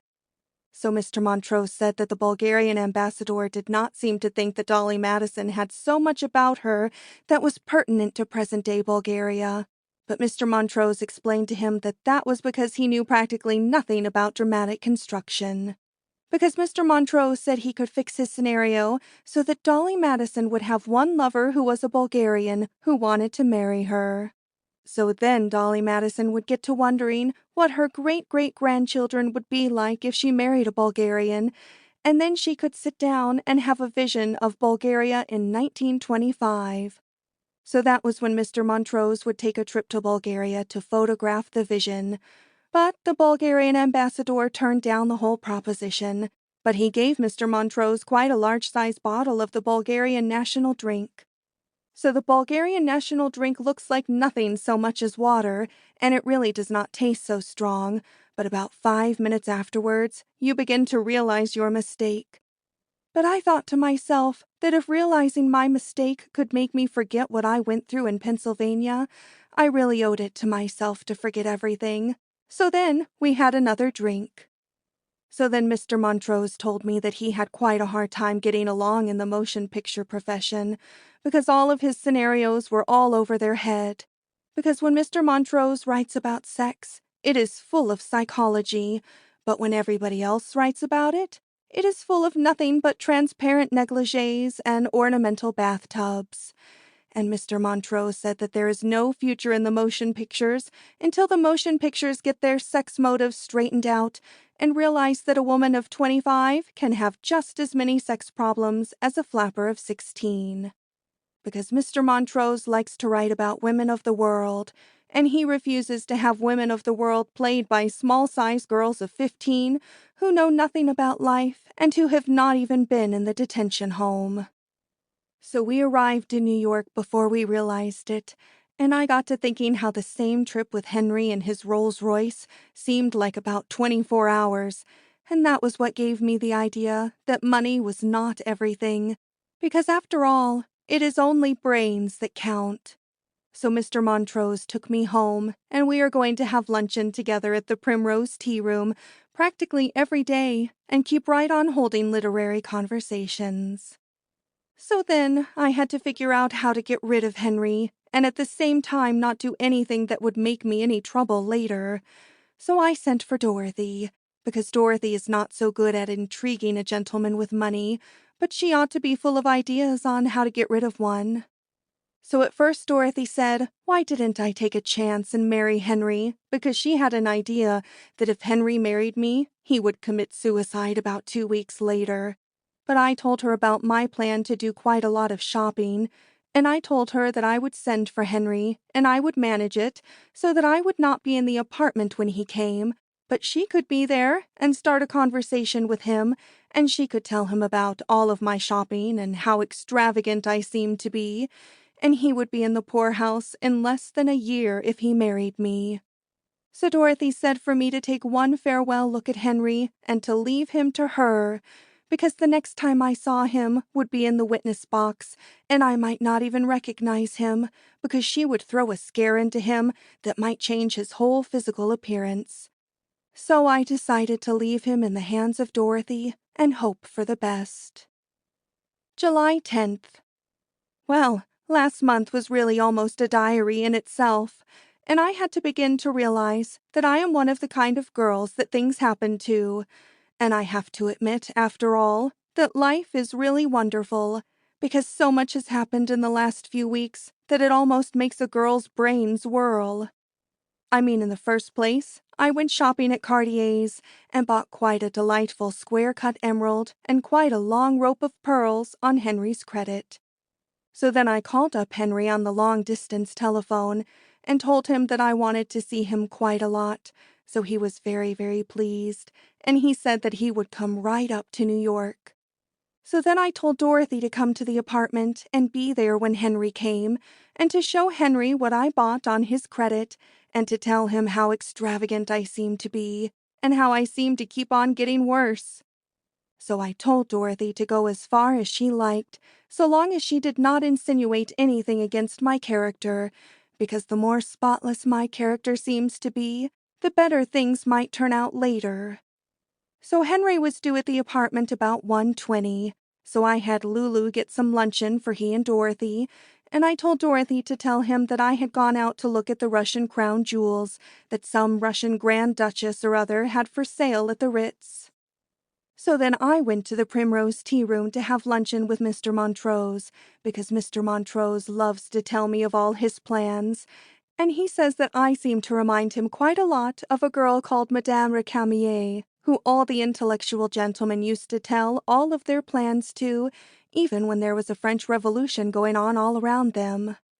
So Mr. Montrose and I had a delicious luncheon, except that I never seem to notice what I am eating when I am with Mr. Montrose, because when Mr. Montrose talks, a girl wants to do nothing but listen. But all of the time I was listening, I was thinking about Dorothy, and I was worrying for fear Dorothy would go too far and tell Henry something that would not be so good for me afterwards. So finally, even Mr. Montrose seemed to notice it, and he said, "What's the matter, little woman? A penny for your thoughts?" So then I told him everything. So he seemed to think quite a lot, and finally he said to me, "It is really too bad that you feel as if the social life of Mr. Spofford bored you, because Mr. Spofford would be ideal to finance my scenario." So then Mr. Montrose said that he had been thinking from the very first how ideal I would be to play Dolly Madison. So that started me thinking, and I told Mr. Montrose that I expected to have quite a large size amount of money later on, and I would finance it myself. But Mr. Montrose said that would be too late, because all of the motion picture corporations were after it now, and it would be snapped up almost immediately. So then I became almost in a panic, because I suddenly decided that if I married Henry and worked in the motion pictures at the same time, society life with Henry would not really be so bad. Because if a girl was so busy as all that, it really would not seem to matter so much if she had to stand Henry when she was not busy. But then I realized what Dorothy was up to, and I told Mr. Montrose that I was almost afraid it was too late. So I hurried to the telephone, and I called up Dorothy at the apartment, and I asked her what she had said to Henry.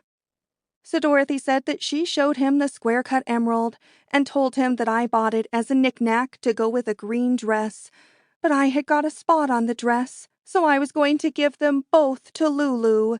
So she said she showed him the pearls, and she said that after I had bought them, I was sorry I did not get pink ones because white ones were so common, so I was going to have Lulu unstring them and sew them on a negligee. So then she told him she was rather sorry I meant to buy the Russian crown jewels because she had a feeling they were unlucky, but that I had said to her that if I found out they were, I would toss them over my left shoulder into the Hudson River some night when there was a new moon, and it would take away the curse. So then she said that Henry began to get restless.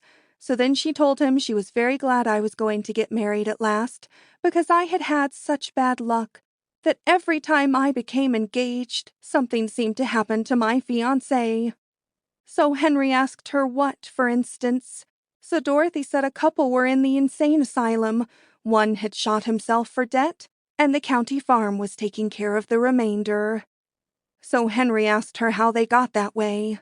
So Dorothy told him it was nothing but my extravagance, and she told him that she was surprised that he had never heard about it, because all I had to do was take luncheon at the Ritz with some prominent broker, and the next day the bottom would drop out of the market. And she told him that she did not want to insinuate anything, but that I had dined with a very, very prominent German the day before German marks started to collapse.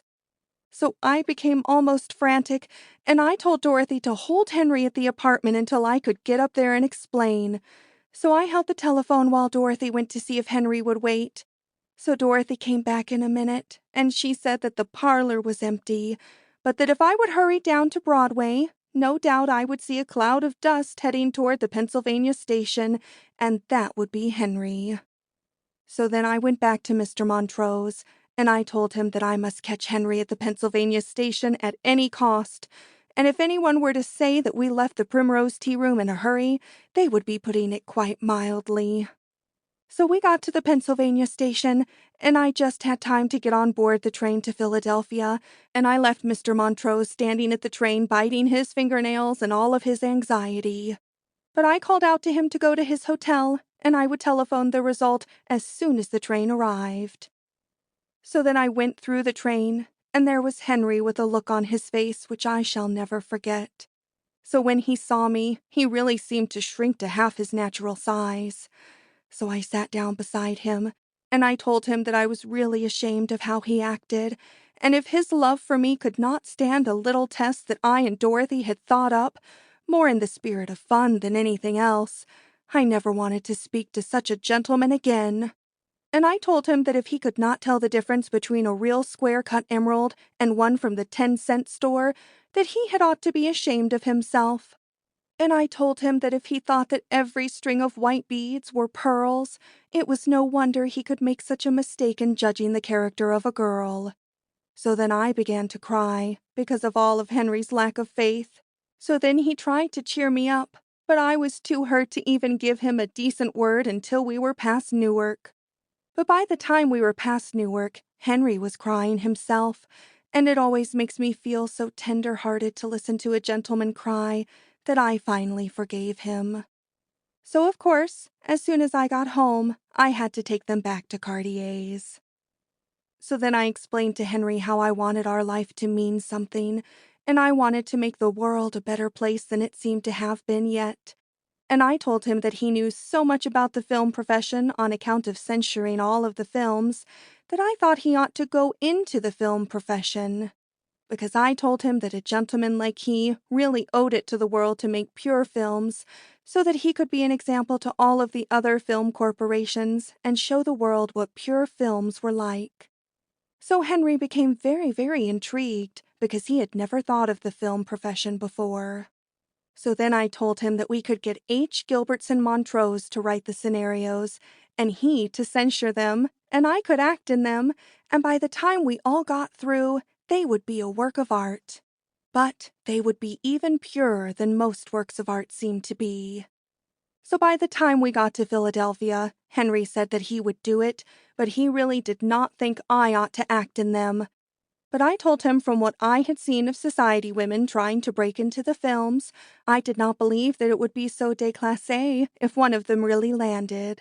So I even talked him into that. So when we got to Henry's country estate, we told all of Henry's family, and they were all delighted, because it is the first time since the war that Henry's family have had anything definite to put their minds on. I mean, Henry's sister really jumped at the idea because she said she would take charge of the studio trucks and keep them at a bedrock figure.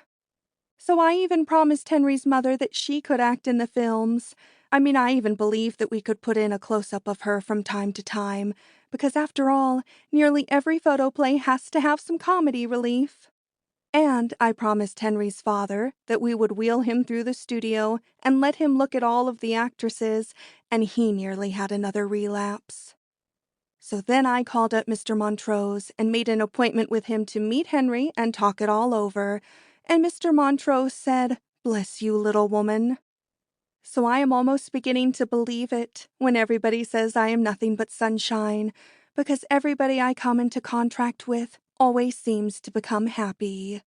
I mean, with the exception of Mr. Eisman, because when I got back to New York, I opened all of his cablegrams, and I realized that he was due to arrive on the Aquitania the very next day. So I met him at the Aquitania, and I took him to luncheon at the Ritz, and I told him all about everything. So then he became very, very depressed, because he said that just as soon as he had got me all educated, I had to go off and get married. But I told him that he really ought to be very proud of me, because in the future, when he would see me at luncheon at the Ritz as the wife of the famous Henry H. Spofford, I would always bow to him if I saw him, and he could point me out to all of his friends and tell them that it was he, Gus Eisman himself, who educated me up to my station. So that really cheered Mr. Eisman up a lot, and I really do not care what he says to his friends, because after all, his friends are not in my set, and whatever he says to them will not get around in my circle. So after our luncheon was all over, I really think that, even if Mr. Eisman was not so happy, he could not help having a sort of a feeling of relief, especially when he thinks of all my shopping. So after that came my wedding, and all of the society people in New York and Philadelphia came to my wedding, and they were all so sweet to me because practically every one of them has written a scenario. And everybody says my wedding was very, very beautiful. I mean, even Dorothy said it was very beautiful. Only Dorothy said she had to concentrate her mind on the massacre of the Armenians to keep herself from laughing right out loud in everybody's face. But that only shows that not even matrimony is sacred to a girl like Dorothy. And after the wedding was over, I overheard Dorothy talking to Mr. Montrose, and she was telling Mr. Montrose that she thought I would be great in the movies if he would write me a part that only had 3 expressions: joy, sorrow, and indigestion. So I do not really believe that Dorothy is such a true friend after all. So Henry and I did not go on any honeymoon, because I told Henry that it really would be selfish for us to go off alone together when all of our activities seemed to need us so much. Because after all, I have to spend quite a lot of time with Mr. Montrose going over the scenario together, because Mr. Montrose says I am full of nothing so much as ideas. So in order to give Henry something to do while Mr. Montrose and I are working on the scenario, I got Henry to organize a welfare league among all of the extra girls and get them to tell him all of their problems so he can give them all of his spiritual aid. And it has really been a very, very great success, because there is not much work going on at the other studios at present, so all of the extra girls have nothing better to do, and they all know that Henry will not give them a job at our studio unless they belong. So the worse they tell Henry they have been before they met him, the better he likes it. And Dorothy says that she was at the studio yesterday, and she says that if the scenarios those extra girls have written around themselves to tell Henry could only be screened and gotten past the censors, the movies would move right up out of their infancy. So Henry says that I have opened up a whole new world for him, and he has never been so happy in his life. And it really seems as if everyone I know has never been so happy in their lives, because I make Henry let his father come to the studio every day, because after all, every studio has to have somebody who seems to be a pest, and in our case, it might as well be Henry's father. So I have given orders to all of the electricians not to drop any lights on him, but to let him have a good time, because after all, it is the first one he has had. And as far as Henry's mother is concerned, she is having her hair bobbed and her face lifted and is getting ready to play Carmen, because she saw a girl called Madame Cav play it when she was on her honeymoon, and she has always really felt that she could do it better. So I do not discourage her, but I let her go ahead and enjoy herself. But I am not going to bother to speak to the electricians about Henry's mother. And Henry's sister has never been so happy since the Battle of Verdun, because she has 6 trucks and 15 horses to look after, and she says that the motion picture profession is the nearest thing to war that she has struck since the armistice. And even Dorothy is very happy, because Dorothy says that she has had more laughs in this month than Eddie Cantor gets in a year. And when it comes to Mr. Montrose, I really believe that he is happier than anybody else, because of all the understanding and sympathy he seems to get out of me. And so I am very happy myself, because after all, the greatest thing in life is to always be making everybody else happy. And so, while everybody is so happy, I really think it is a good time to finish my diary, because after all, I am too busy going over my scenarios with Mr. Montrose to keep up any other kind of literary work. And I am so busy bringing sunshine into the life of Henry that I really think, with everything else I seem to accomplish, it is all a girl had ought to try to do. And so I really think that I can say goodbye to my diary, feeling that, after all, everything always turns out for the best. The end. End of Chapter 6, Part 2. End of Gentlemen Prefer Blondes by Anita Loos.